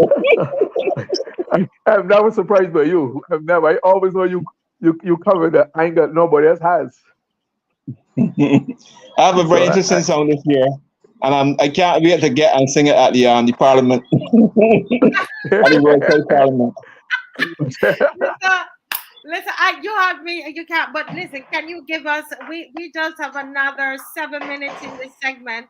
Can you just before you go? Can you give us a little piece of it? I usually sing a song, but this one is too hot. This one too hot. Oh man, this one's too hot. I take it from me. This is a hot one. That's a hot one. All right. So we will wait. Is there any other song that's out there this year that you said, man, you know, that's a good social commentary song? Is there anything else out there that you could recommend for this year? I didn't hear much of them so far. I heard Romance and Murray with a song that she has a top writer from Trinidad wrote that song for her, but really Maine. And it laments the males in crisis theme, so she acting really Maine in a lot of different areas. So it's very well written by that top writer in Trinidad, Christophe. He's a very good writer. He writes a lot for Carrying Ash, and she came second 3 years in a row in Trinidad finals. 3 years in a row. He's a top writer. And that's a very good song by Romance and Murray this year.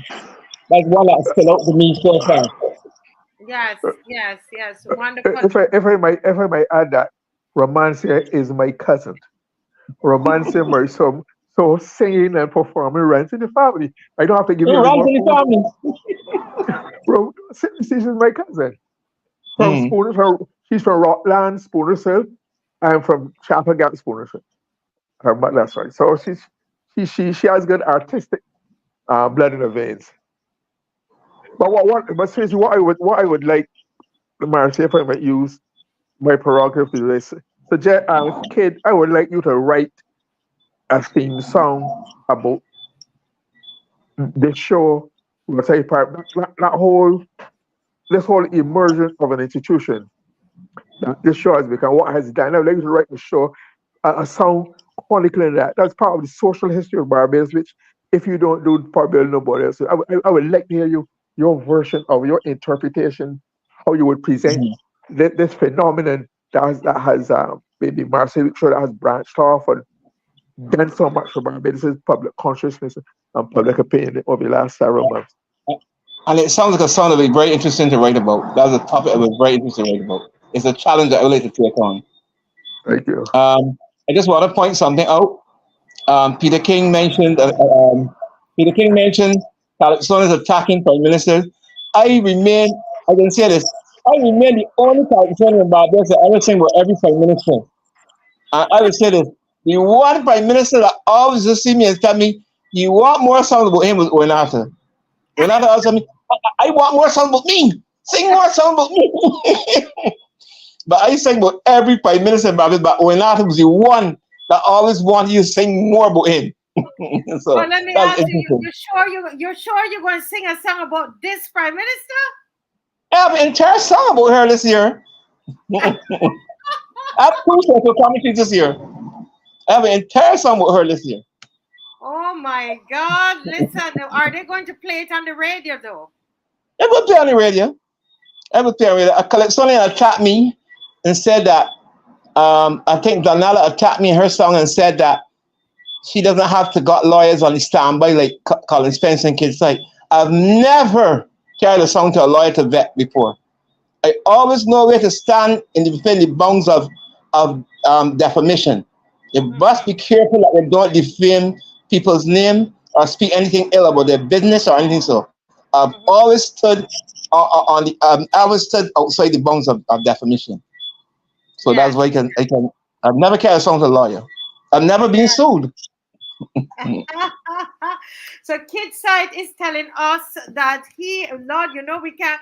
KIDSITE is saying he is bold enough to sing a song about the PM this year. Has anybody written a song this year about the PM? I never heard anyone sing a song about the PM. No, I can't recall any. Mr. Murray, do you know anybody who is who has sung a song about Mia Motley? I have heard some references to the PM or Mia or something, but not a song about her. I said I focus on her at all. Well, not yet. Maybe this year, right, KIDSITE? Huh? Maybe this year we will hear. Maybe this year we'll hear one, right? Right? You will hear me sing an entire song about the prime minister this year. Oh my Lord! We look forward to that. We look forward to that. We would like to hear that because as I told them, I said to Caswell and everybody, we know that anybody can come and they could sing a song about me. In fact, they made a whole caricature of myself and was sending it around. And to me, it was so funny. As an artist, I find it funny. Because people have the right to do that. But with the cybercrime bill now, as we're closing here at KIDSITE, that what they're saying is that if you say something, which one could say if you sing something and it hurts somebody's feelings. I don't know if you read sections 19 to 23 of the cybercrime bill. If this government have their way, if somebody says something that hurts your feelings or that causes you to be embarrassed, right? You could go to jail for 7 years or pay $70,000. Did you read that part of the cybercrime bill? Yeah. Yes, I read it in entirety. I was particularly interested in the cyberbullying area also. But what I can say to you, you can sing songs about people without hurting their feelings, But hurting somebody's feeling is very subjective. Anybody could say that you hurt their feelings. Yes, but it has to identify the person also. That's another thing. And I had a line in my song that the NCF took out of a song, and I felt that it was nothing offensive. In 2018, when they had elections, I sang in my song, when Chris here he get beat, he went in the yard and started to weep. They say can't sing that. But I never said what Chris I talking about. I never identified what Chris it was. But they say can't sing that. But apart from that, I've sung an entire song about Owen. Owen is the driver, Owen is the owner, Owen is the conductor. I've sung an entire song about Frandel. Frandel is saying a word. I sing all these songs before. I've done it before. I've sung about Mia before too. But the whole thing about singing about a prime minister, you have to bring a topic, you have to elaborate on your topic, and you have to bring support to your topic in relation to the prime minister, and you have to do it without offending people. But sometimes you have to say the truth. Just saying the truth without offending people. You got Yeah, to find ways to say the truth without offending people. yeah, but you know, KIDSITE, it says that even if you told the truth, read the cybercrime bill, it says even if you told the truth, once a person is offended, embarrassed. Did you hear about the case in Nigeria with the sauce that, you know, one lady, she went and bought some tomato sauce and she never liked it, and so she went on Facebook and said she didn't like it. It didn't taste good at all. And guess what? Because it was in the law, they you know, they went ahead, and the business owner went and took her to court. Not just she was charged. Police turned up at her door and locked her up because he could do it, because they have a cybercrime bill like ours, that's similar to ours, you see. So that's the danger of those sections, and those are the sections that we're asking for them to remove from the bill. Yes, yes, yes. I agree with you totally. Although I have to agree though with some of the things I see here, like presented here in the English is cyberbullying. As I said before, I can understand cyberbullying, Yes. but the other things I don't I will not agree with the other things, but I understand this cyberbullying. It's a very dangerous thing, and there should be laws to protect that. Yes, yes. And so you know, as we're saying, there are lots of sections, but it's sections 19 to 23 that they really need to take to look at, because that in itself can really take away people's human rights and their constitutional rights. And it's a little messy because you can't tell what, it's subjective to be able to know what, and even the Bar Association, they have said that a lot of this, they need to really relook this, because this kind of thing can keep possibly can keep a party in power for forever, because you wouldn't be able to criticize if they keep some of this inside there, you know. Well, we're looking forward to hear your song. And we know it wouldn't be offensive. We know that. We know you know to do what you have to do, and so we're looking forward to that. I know it's going to be lots of fun too. Well, KIDSITE, is there any final word that you want to say to us before you go? Well, I just find out it's two songs I'm bringing, not one, two Oh, songs. So not just one song, but what I'm saying, what I would like to say is that I wish you all the best upcoming Sunday. I think I'll come on Sunday because I like the atmosphere. I enjoy yes. it, and I'll be there to cheer to hear what is being said. And I'm looking forward again, very looking forward to come back with my new song. So that's something I'm looking forward to. Yes, yes. Somebody saying that KIDSITE is a man and somebody else is a Mickey Mouse. I didn't say it. I'm not saying the name. Uh, that person is my good friend regardless. He always be my friend. That's my friend. Yeah, that's my He- friend too. So he- I'm not gonna say his within, name. within the political landscape, he has made his mark in saying his things over the years. If he's quiet now, well, that's okay. But he started out as a very aggressive political Calypsonian, and probably now at older age, he just wanted to relax and be mellowed down now. So I have no problems with that. And he's my friend too. He's my friend. Well, thank you so much for coming on, KIDSITE. Great to see you, and I can't wait to hear that song. Somebody says, "Keep up the good work, KIDSITE." Even though you didn't sing any of it for us tonight, but anyway. Um, so see you on Sunday. So we're gonna see KIDSITE on Sunday at Roadside Parliament, Sunday, June 9th at 5:30. Thank you, KIDSITE. See you. Thank you. Thank you. Yes, bye-bye. And I'm seeing Miss McLean right there.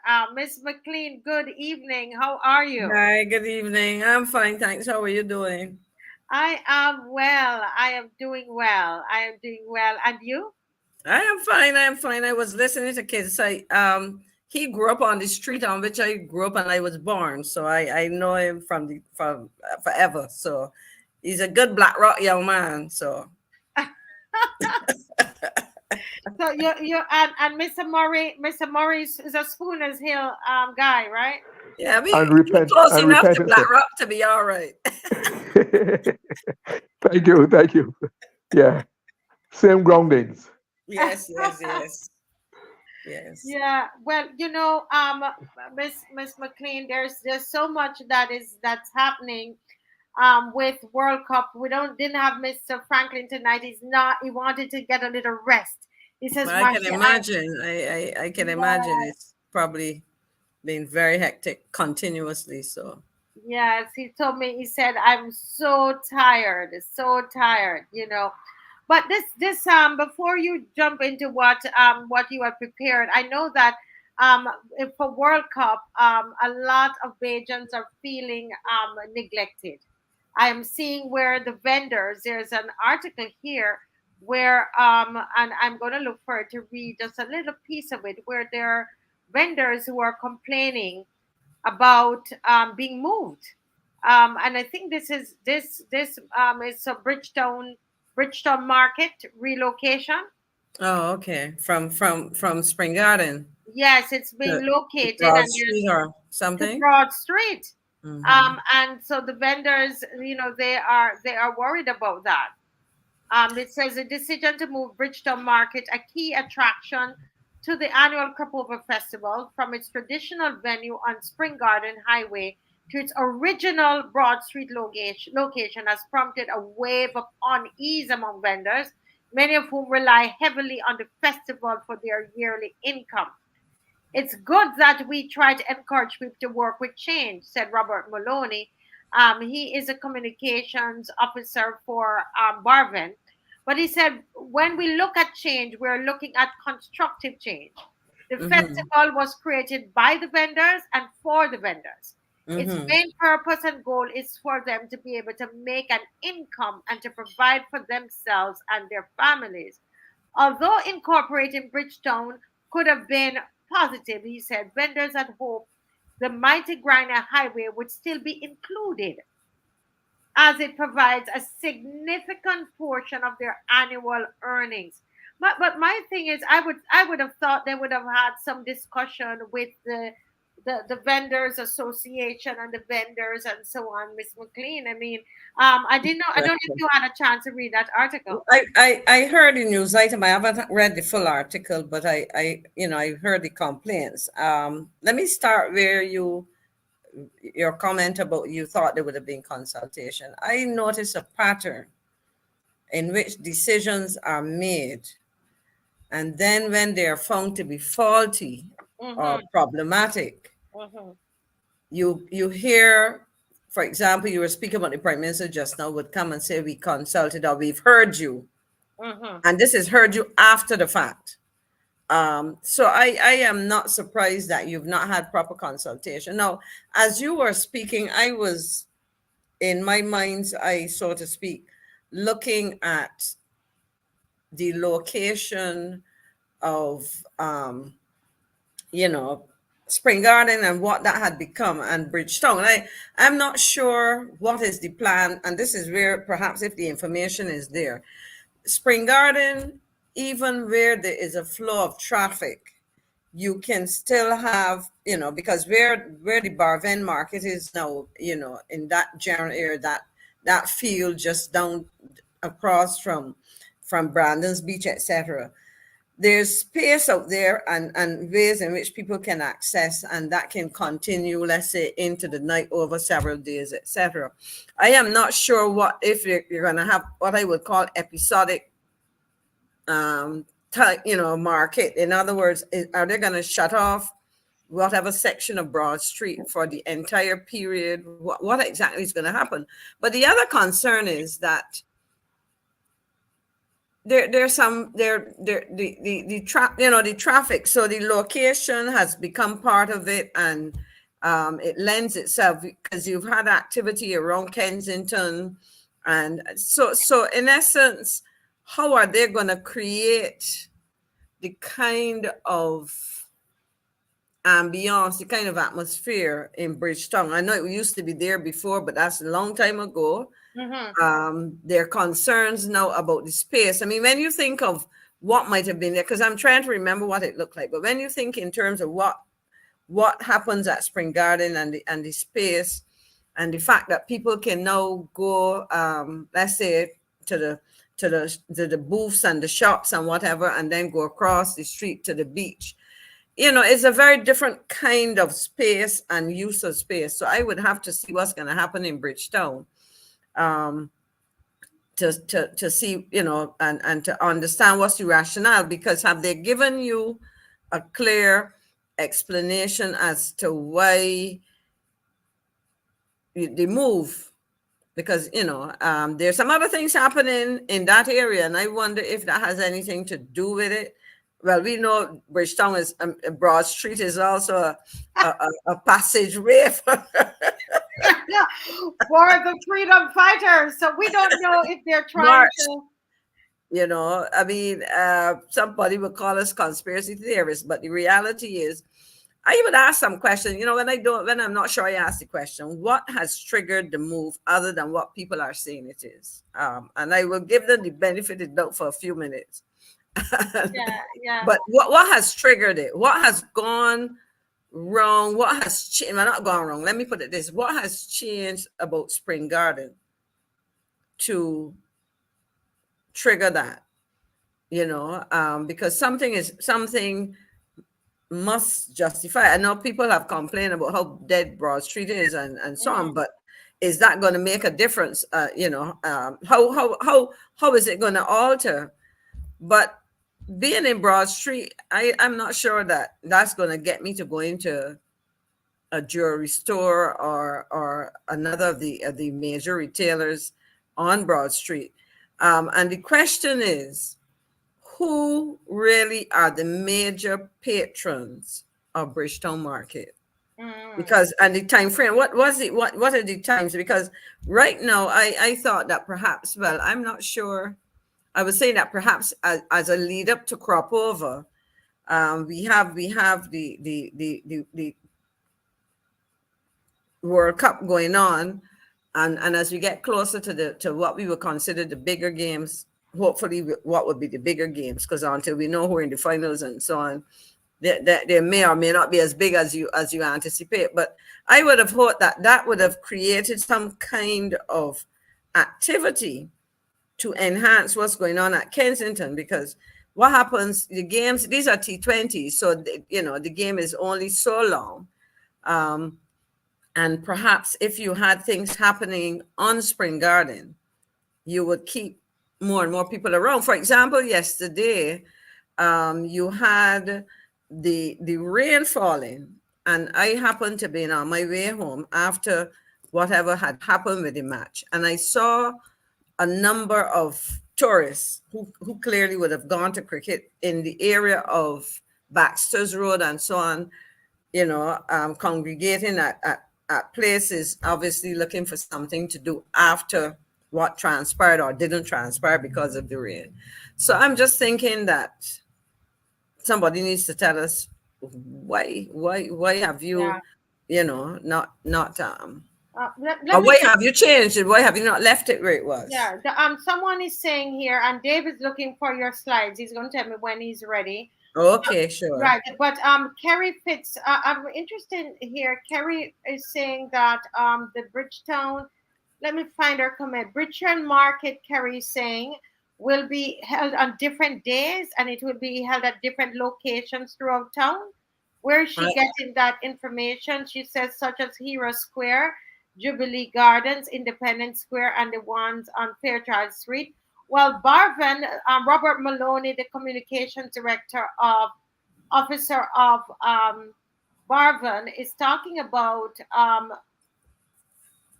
Broad Street, that it's going to be moved to Broad Street. So that's what I thought I heard. Yeah, I'm not sure what Kerry is speaking about. And just a little bit of more of what he said.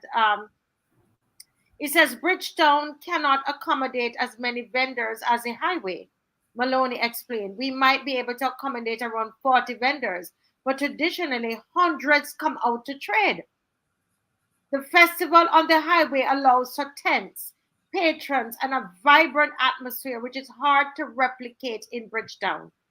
The Barvin spokesman stressed the importance of proper consultation, saying major changes should be discussed in town hall meetings to understand the impact of business. And he goes on. So he was also talking about the state of the Temple Yards Artisans Market.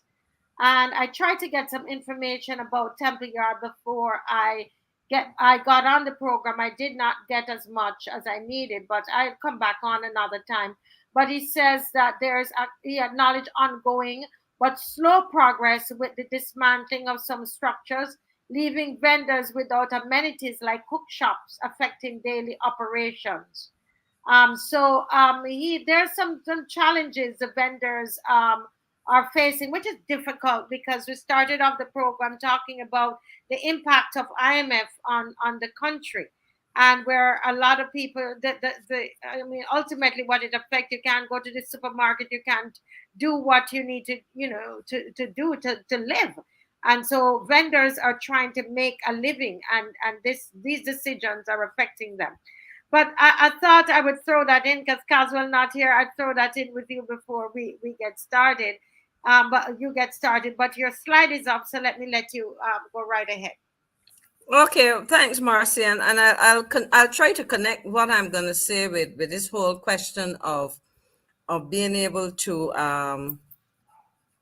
earn a living and so on, because when we look across the Caribbean, and particularly in the Eastern, in the OECS, there's a program which a number of countries from Antigua and Barbuda, Dominica, Grenada, St. Kitts, Nevis, and St. Lucia, they have in fact, I believe St. Kitts might have been way back in the early 80s. They started, and if Dave could probably expand the slide, I have a slide there called Caribbean Citizenship by Investment, which does some comparisons. Now, basically, I think as a means of trying to generate revenues for the government to undertake its, the national programs, etc. Yeah. A number of these countries have decided to undertake to, and to put it very crassly, I think, and the people don't like to describe it as so, but as it says here, can I buy Caribbean citizenship? A common question. And this is from one of the entities that this article did some evaluation of it. And basically it is about acquiring a passport of one of these countries.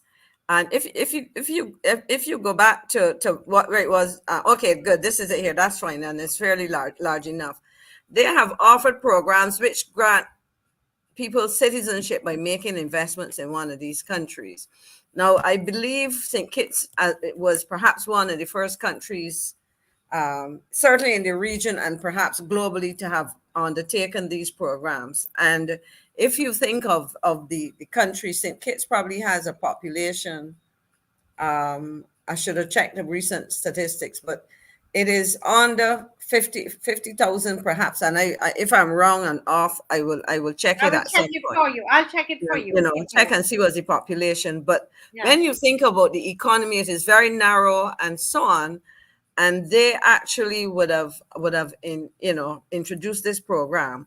Now, as I said, to obtain a Caribbean citizenship and a passport, because that's what you get, you can either make a donation or invest in real estate. Now, the numbers, as it says here, the numbers, the kind of prices that were paid. I mean, I think there was also a rush to the bottom, because some of them started from like $100,000, and then Antigua and Barbuda starts at $100,000. You had, in the case of St. Kitts and Nevis, one of the articles I read, it says to have one of the strongest passports as I say, when compared to CARICOM passports, a donation of $250,000.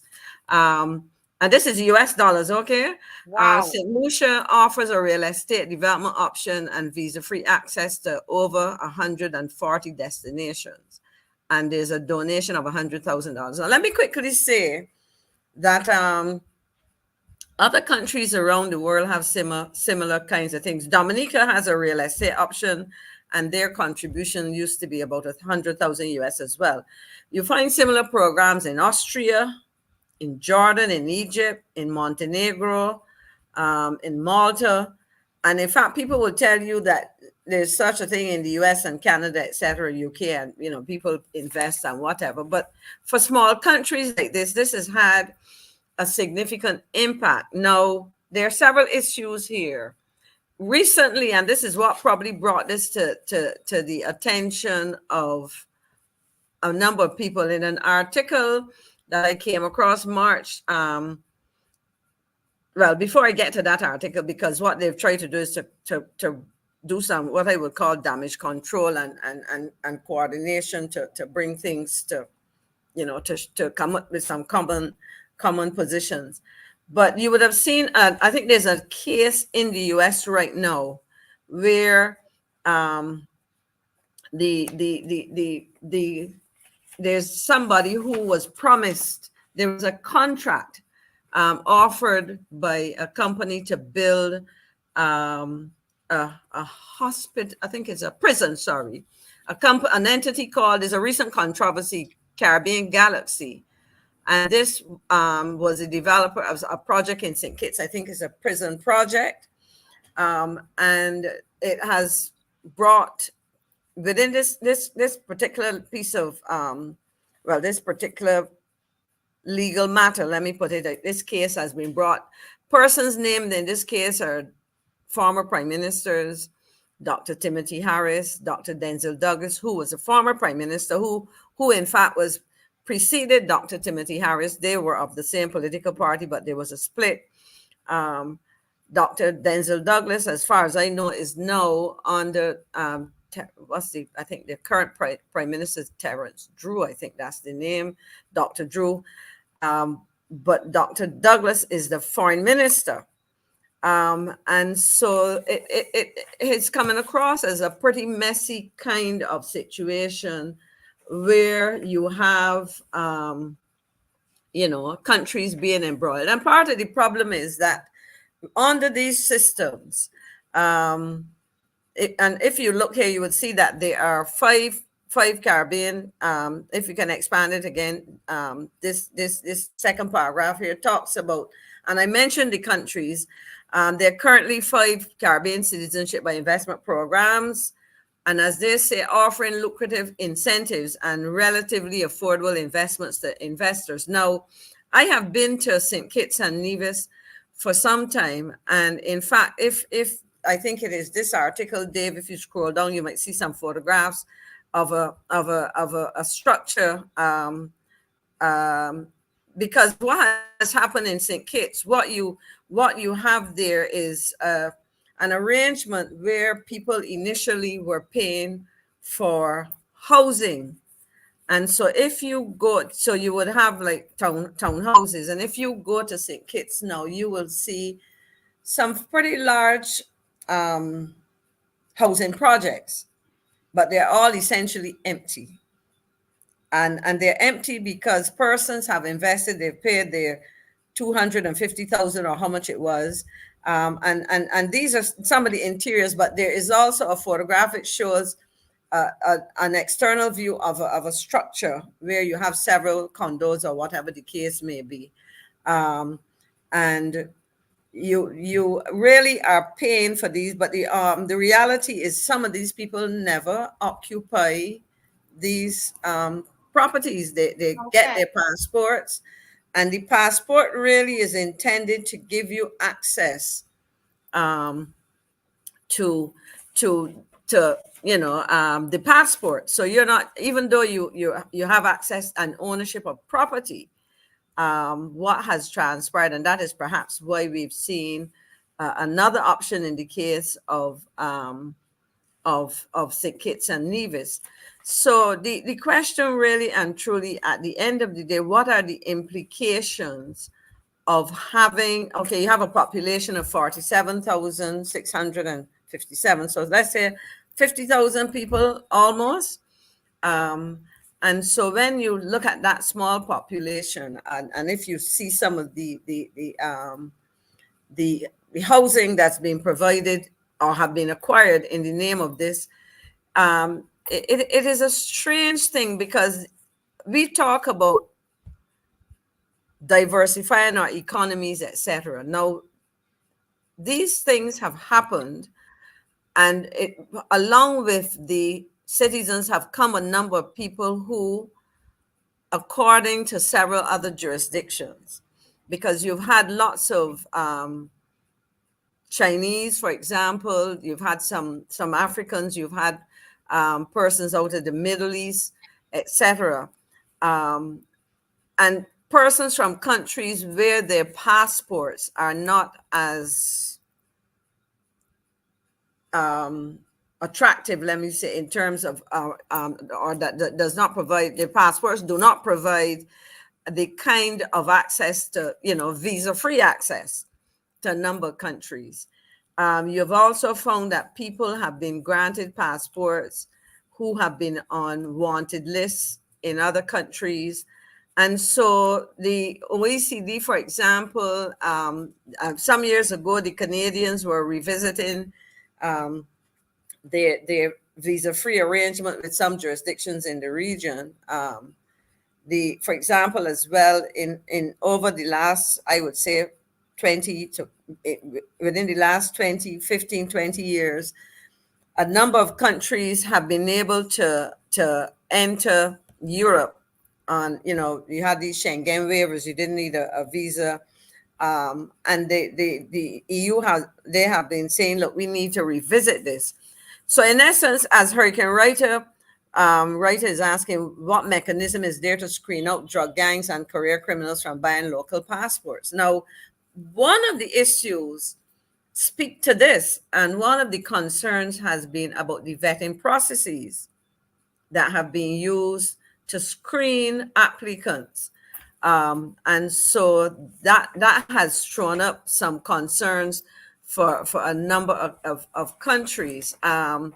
You have, so basically, the whole question of the legitimacy or the legal status, the kind of behaviors of the people who have accessed these. These are not people looking to relocate into nice tropical climates. They're persons who have decided that they want greater access. Now, I've talked about the individual countries. Now, Pedro is asking over. The truth is, it is not easy to know, because I can tell you that having heard conversations raised about the tracking of these things, how should I put it? The kinds of systems and the documentation of some of these things are not as let me use this word, the level of transparency and reporting of this. And it could very well be 70,000 or more, because remember I said that St. Kitts and Nevis was one of the older ones. And I can tell you, that there've been a lot of concerns. Now, as I started to say just now, we've been talking about this from the perspective of the individual countries. But I remember sitting in a meeting and in Belize at a heads of government meeting where, for example, the members, some heads of government were very concerned about the implications of persons having these passports and becoming citizens of the 5 jurisdictions that I mentioned, because the question was, once you become a citizen of Antigua and Barbuda or St. Kitts and Nevis or Dominica or St. Lucia, for example, under one of these schemes, you become a CARICOM citizen. And the question was, did the Treaty of Chaguaramas, when they were negotiating the Caribbean single market and economy and free movement, did they contemplate citizenship via these routes? And I know there was a lot of discussion, and I believe that since then I've read somewhere in an article that the citizens, now there's an article I came across by somebody called Prabhu Balakrishnan, and it's CBI citizens can freely visit OECS and CARICOM member states. Citizen by Investment Journal, June 3rd, 2019. So it seems as though there's been some final, at least a position where that is the case. I have to go and do some other corrections. There's another article I came across by Alicia Nichols, The Rights of Citizenship by Investment Beneficiaries, citizenship by investment beneficiaries as community nationals. What implications for CARICOM member states? And this was in the Caribbean Trade Law and Development, a bit older article in June 2016. So the question really was that when you purchase this, what rights and privileges are you purchasing in terms of being able to travel to other countries? What implications does it have for, citizenship? This is the article that I mentioned.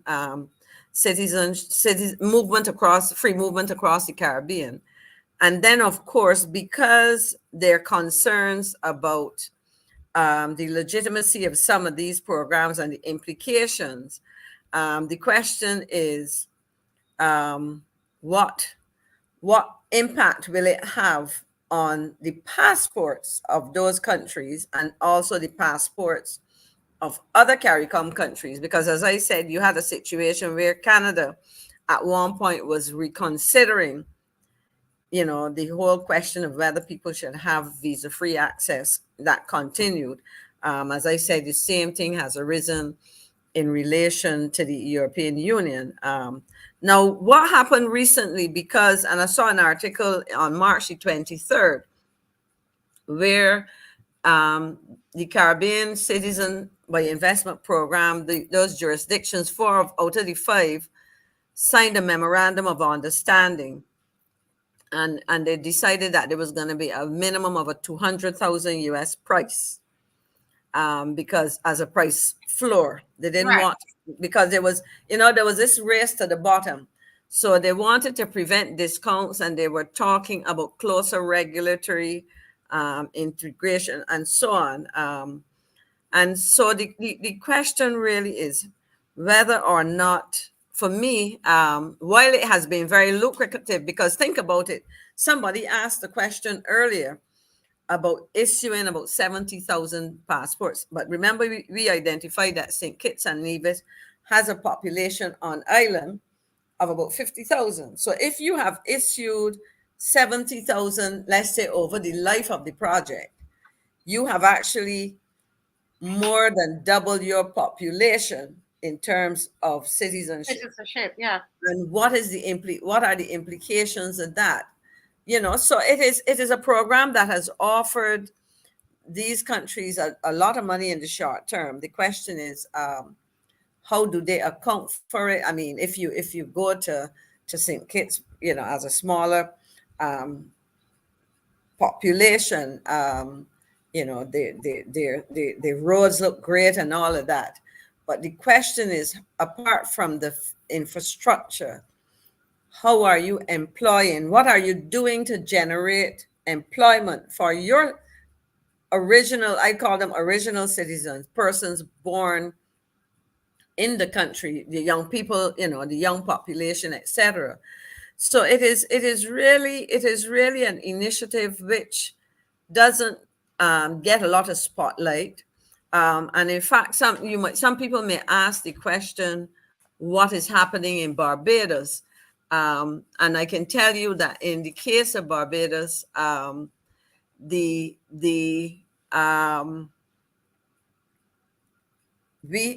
successive governments have not gone in this direction. I can also tell you that in the context of St. Vincent and the Grenadines, there are some very harsh words I've seen attributed to the Prime Minister of St. Vincent. He does not subscribe to this this notion of, you know, that strategy, let me put it that way, of raising, you know, revenues for the country. And I remember sitting in meetings, as I said, that meeting in Belize that I spoke about, where they were particularly adamant. And I remember in the context of that, there was an argument at the time about the impact on the other jurisdictions, and some of the heads who had these programs were saying, no, we did not, but we being members of the Barbados delegation, were able to produce a magazine from the then Liat Airlines where the countries, at least 3 or 4 of them, were advertising these citizenship by investment opportunities. And part of the ad said, and I should have one somewhere, I was trying to find it in my library somewhere, a copy of the magazine, because I kept it. They were saying, you know, indicating that it gave them access as CARICOM citizens. And they were saying no, but the ad clearly said something else. So the question has really been, what is the future of these programs, and what, you know, are the implications for those country member states of CARICOM who do not have such programs? And I can tell you that what Barbados has done, because, you know, we have had programs, and should I say, people who have acquired property in Barbados, etc. And I know that over the years, certainly in the last 10 years, there would have been initiatives to create what they call special entry and residence permits. And in fact, what I got an update on this, I noticed there's something, they call it SERP, which is a strange kind of SERP, not SYR, but it's called SERP, Special Entry and Residence Permits. And I took from the, you know, an article, this is something that was in about 2022, and it says that Barbados offers, and it's a quote I took, immediate unconditional permanent residence to those who invest $2 million in any of a wide range of asset classes, and renewable 5-year residence permits to those who invest $300,000. And such people who reside here become eligible to apply for citizenship after 5 years of residence in the country. I need to get an update on this and how to the extent to which this is utilized, etc. But as of this point in time, there's nothing to indicate that Barbados has gone down the road of pursuing a citizenship by investment program similar to that. But it's an issue that is being investigated. I think I would have to I wouldn't have time now to look for the article about the case, but perhaps, in fact, there is an interesting interview I saw with a former government official. I think he might have been a member of parliament. I'm not sure if he was a minister on a previous administration in St. Kitts and Nevis, who has been critical of the system as it is being rolled out now. He's speaking about the particular case where this company is involved in, I guess it would be a private prison or some PPP, where this prison is being constructed, and people would have made contributions to that.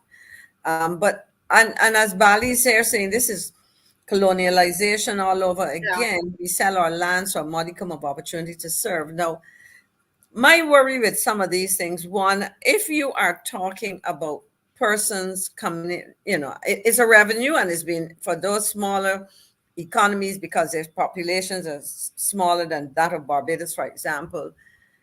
It is a way to make significant money. My question is like selling a piece of land. When you sell that and you have expended that $200,000 or $150,000 US in a way that does not provide continuity of earnings and that is transformative, what happens after that? How ultimately will your population benefit on an ongoing basis? Now, the other thing is, when you have countries over and over again making accusations that persons of dubious character and so on. Tyrone, I trust not. I don't think that Barbados is. Let me finish the point, then I come back to Tyrone.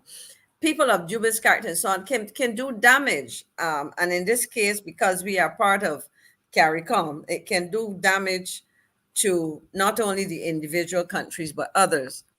Now, one of the things that we also have to be careful about our passport, as it is one that is considered a good passport.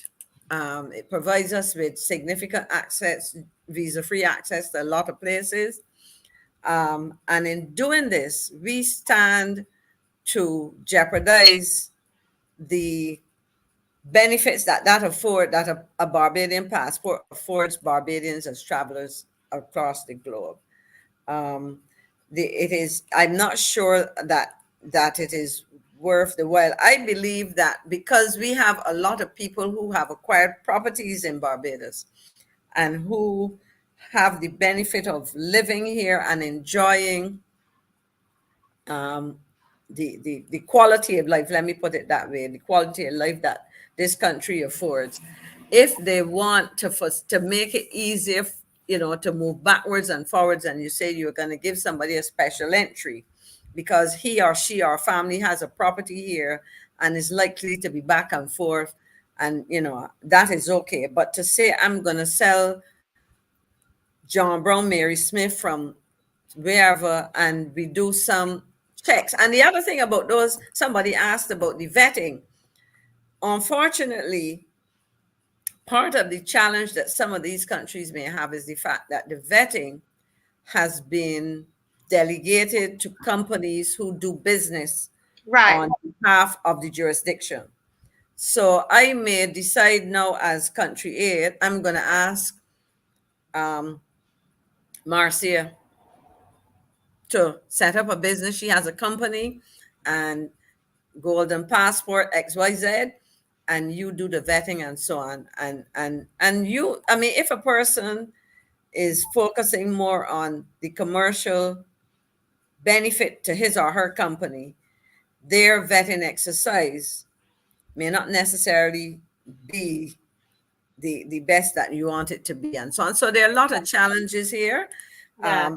And justifiably so, because we've seen evidence, we've heard of people being brought before law courts in other places, being on wanted lists and all kinds of things. So yeah. I think it's an issue that we need to understand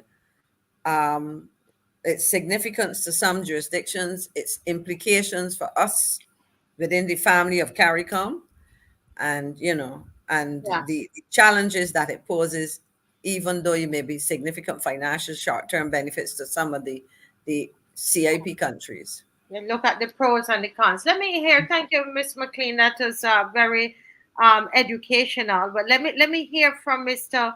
Glyne Morena. Somebody said, "Don't put any ideas," but I don't think my girl not short of those kinds of ideas. Well, let's hear from Mr. Murray, who sits out there listening. Mr. Murray, you've been personal assistant to prime ministers. You've been a minister of government. What are your thoughts about the selling of citizenship for investment? I think that we in this part of the world, or this size country, are at a disadvantage where that is concerned, because just as with international business, there's a determination on the bigger, more powerful, wealthier world that we must be squeezed out of lucrative opportunities wherever they're possible. And they paint you in a particular way. They see, part of the problem from my experience, that they see selling of passports as almost like being a tax haven, part of that seedy kind of banana republic, not quite wholesome, not quite proper, which, like Maxine said, Canada, United States do the very same thing, but they don't call it. I know a man who had an insurance company here. He sold his insurance company and just moved automatically to Toronto and was able to buy property, operate, had all the rights of citizenship because he brought the millions of dollars into the country. but they are able to label us and tarnish our image as a result. I think that we have to be very careful to with the vetting. But what I'm more concerned about, why I know the DLP and the BLP have over the years have found their eyes at this a similar approach to syndicates, etc. What Maxine just told me, and it's something that occurred to me when I first heard about this idea that if you bring in money and invest a certain amount, you can become a citizen in 5 years. I really think that is too easy, too fast. I know they've done it in England. Some people who've invested billions of pounds, and because of their history, etc., they can get citizenship like Dodi Fayed, for example, who owned Harrods. He had held because he was considered by the establishment not quite wholesome enough to have a British passport, etc., etc. So what I'm concerned about, given the easy way in which the government has made it possible for persons to buy and develop land and properties. From what I understand is that a lot of people come who have access to the easy citizenship in a short period of time. They have come with attitude that they're BAJANS too, and therefore they can treat people in a particular way who even they don't respect the norm. They just come with a superior attitude because they're citizens. They can't tell me anything, and that they're getting away with all kind of questionable behavior. So that is where that's what my concern. That could be as a roundabout way then of selling citizenship. If you can bring a couple $1 million and in 5 years become a citizen, as almost nothing. I think it's too easy, too fast, and I think it should be a more stringent process. Because if you love Barbados this much, for what seeing you were in charge of immigration at one time, if you're a resident, you have all the rights of citizen passport, right? You can vote, etc. I think that is my understanding. Am I right, Maxine? You're muted, Maxine. You're muted, Miss McLean. That's to make sure I don't keep any noise in the background. But yeah, that is right. I mean, generally, as you said, accept the passport. But if you have, I mean, we have routes to citizenship, and the question, I will have to go back and look and see currently how that compares with others. I mean, we know, so it is a concern, because at the end of the day, and I'm looking at what Mega Root Boy is saying here. At the end of the day, if exactly what is it that you want? In other words, if you have access to all these things, permanent residence, you have free access back and forth because you have special entry, and so that you don't have, normally you come in as a visitor from somewhere, you may get 90 days or whatever. That is those restrictions don't exist, and you get permanent residence. So it is something you have to look at. But I really, as I said, in researching this, I need to really find out what is the current situation, because I have some concerns as you said, as to who and why people may want to go this route. Because you see, at the end of the day, if you remember, I mean, $300,000 to a billionaire, especially one who got his or her money by some shady means, is neither here nor there, Yeah. Let me let Miss Amari. Miss Amari, you're finished, and then no, there's another. I repeat myself. I'm worried because I'm concerned, because we have to remember that we have limited space in Barbados. We have limited land and partial development, and if people from the outside come, we make it easier and easier for them to have. As you know, if you see what's happening at George River, etc., that's a classic. Not only George River, I've been getting some information on that whole East Coast Road, Cattle Wash area, where people have lived here, got citizenship, bought property. Now they're selling as they like because nobody can tell them to do what it is their probably their business to. And a lot of the questionable activities happening with them, and it all go. I talked about it last week, and I mentioned it again. That quotation, that document put out by the Prime Minister. I talk about investment to investors, and when she said when you apply with a presumption towards development. That's what the system is geared toward making. And that is a very and then she says the document says if your first application is turned down, they will inform you and tell you how to get around that and sort of, Yes, I saw that. I saw that as frightening. well. Yeah, that's scary. It It's is. really scary. It is very scary. And someone is just well, I have some news here that I want to share with everybody. But then, in addition to that, I'm hearing that, and this is from a good source. I asked him to send me the link, but someone on here is verifying it that from 2025, Barbadians traveling to Schengen? yeah, Schengen countries will need a visa.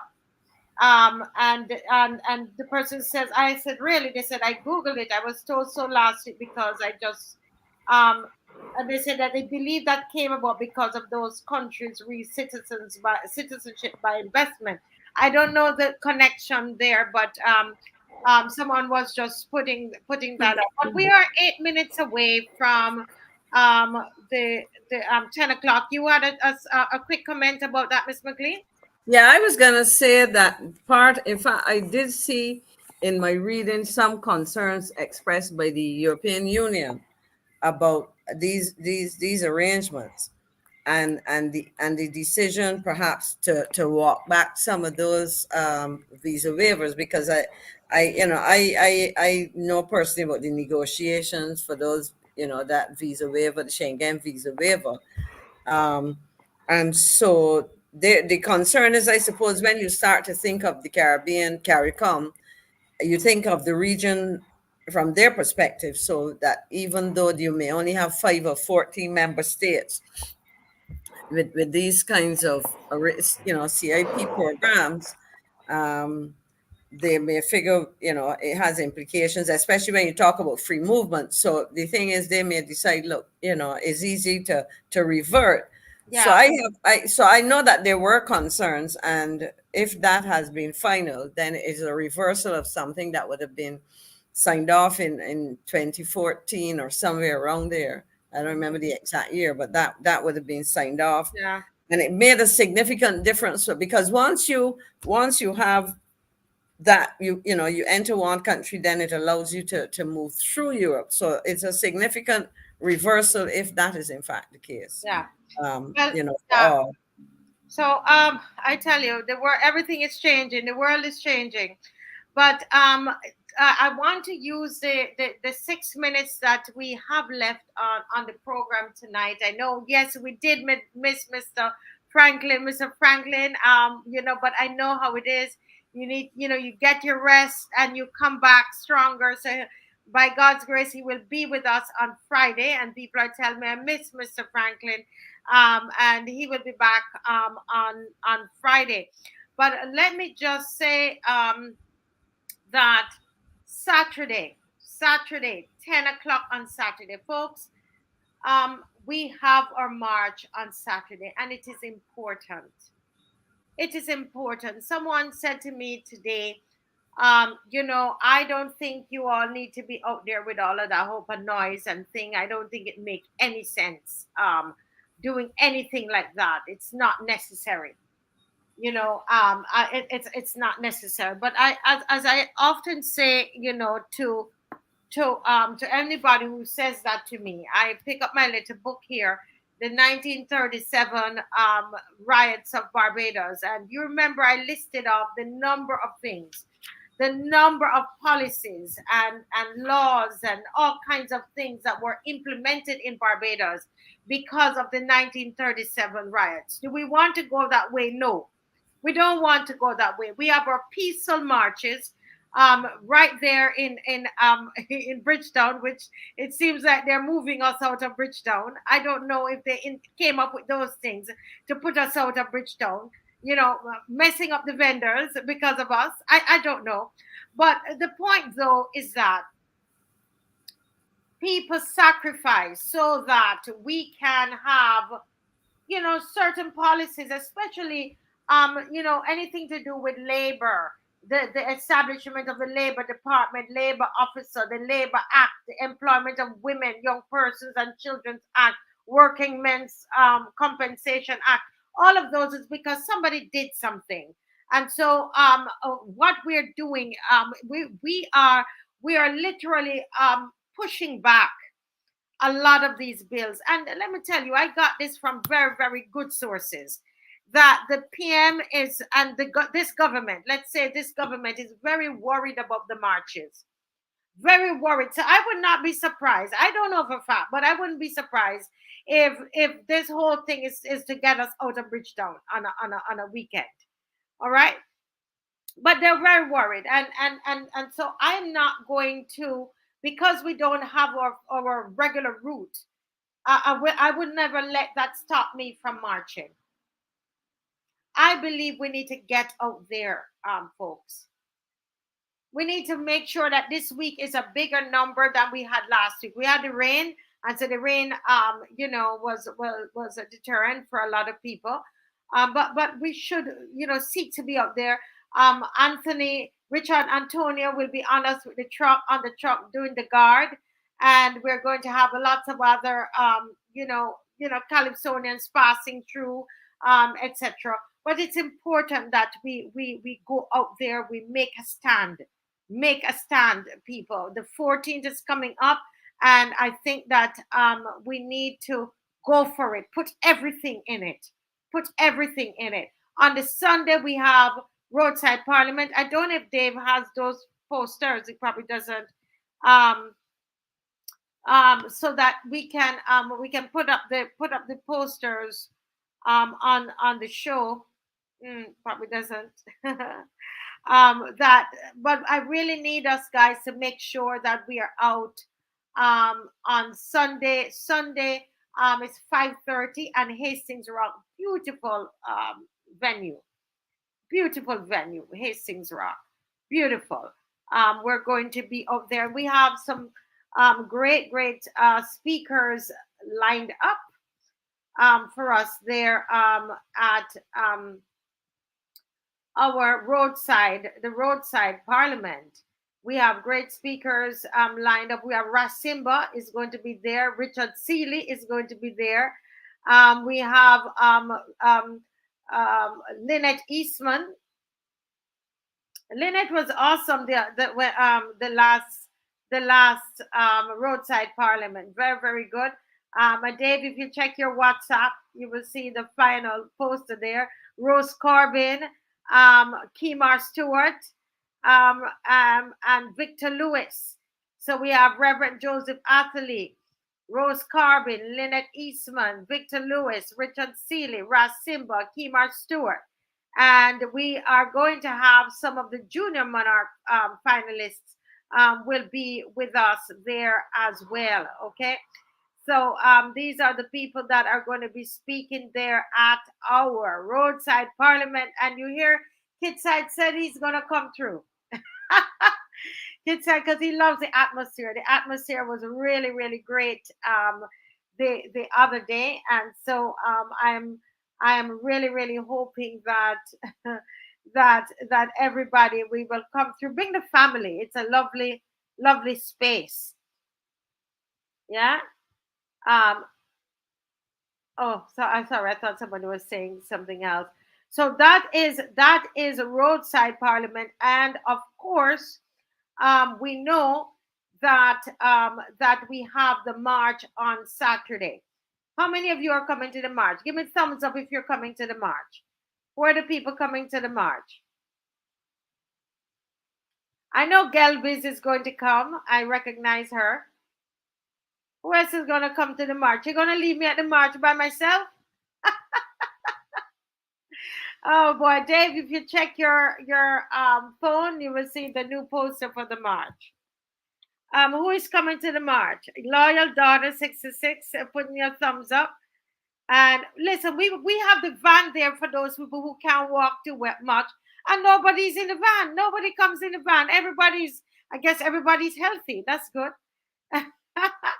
So that's our new protest march flyer. And Edwin, are you coming? Edwin is so good speaking on the truck. Edwin, I hope you will be there as well. Bring somebody with you.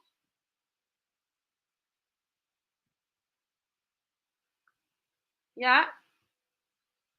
Bring somebody with you. And so we're 10 o'clock and we're starting at Redmond Drive. Remember, right there at on Fontebelle where you have the lights. Okay. And next to very close to where there was the U.S. Embassy. That's in that area. And we're going to have Richard Antonio is going to be with us on the truck. Yeah, come out is for your children's benefit. Somebody said to me today, sometimes when I feel like giving up, I remember my children and my grandchildren, and then they come out. You know, one lady, she called me, Miss McLean, she said, I have not been out because I have diabetes and they had to amputate, my toes. But she says, I'm getting better and I'm good now, and you're going to see me on Saturday. These people are serious, These people are serious. And so I'm looking forward to everybody to come out. And we need donations. We have 2 events, and we do need your assistance in making it happen. All right, this time around, we have to come to you. I'll tell you on Friday where we're at. I know people are going up to Mr. Franklin they went today and they will go tomorrow, and I will tell you Friday exactly where we're at. All right, so you will know how you can help us for when we see you on Saturday and Sunday. All right, so good night, everybody. Thanks to Miss McLean and Glyne Murray for holding the fort tonight. Thanks to KIDSITE for coming on, and Lumumba Batson for joining me tonight. And we are going to see you. We're going to see you on Friday night. On Friday night, we should all be here in good spirits and all excited and ready to go. All right, so we don't go unless we play our music, right, Mr. Murray? So we have to play. We have 2 songs we have to play now. So Dave, over to you. Promise us a better tomorrow. Tell me that it's suffering done. Me attack the vote and let me down. Me attack the vote and let me down. She did only want little dealing, big contracts and not corruption. Me attack the vote and let me down. Me attack the vote and let me down. Barbados is too small for me. My pocket full now, you and job they promise me. And a girl like me, want power and more money. You cry transparency, but that's a no for me. Promise us a better tomorrow. Tell me that it's suffering done. Me attack the vote and let me down. Me attack the vote and let me down.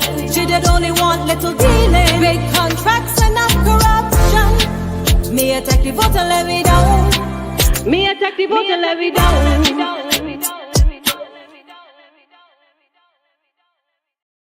That maths nor English, pretending to be good, pretending to be good, just pretending to be good, pretending to be good, just pretending to care about people, just pretending to care about people, just pretending to care about people, just pretending to care about people, pretending, and I'm pretending to be good at maths nor English, just pretending to care about people. And I'm pretending to be good at maths nor English. I just pretending to care about people. I'm pretending to be good. And I'm pretending to be good at maths nor English. I just pretending to care about people. And I'm pretending to be good at maths nor English. I just pretending to care about people.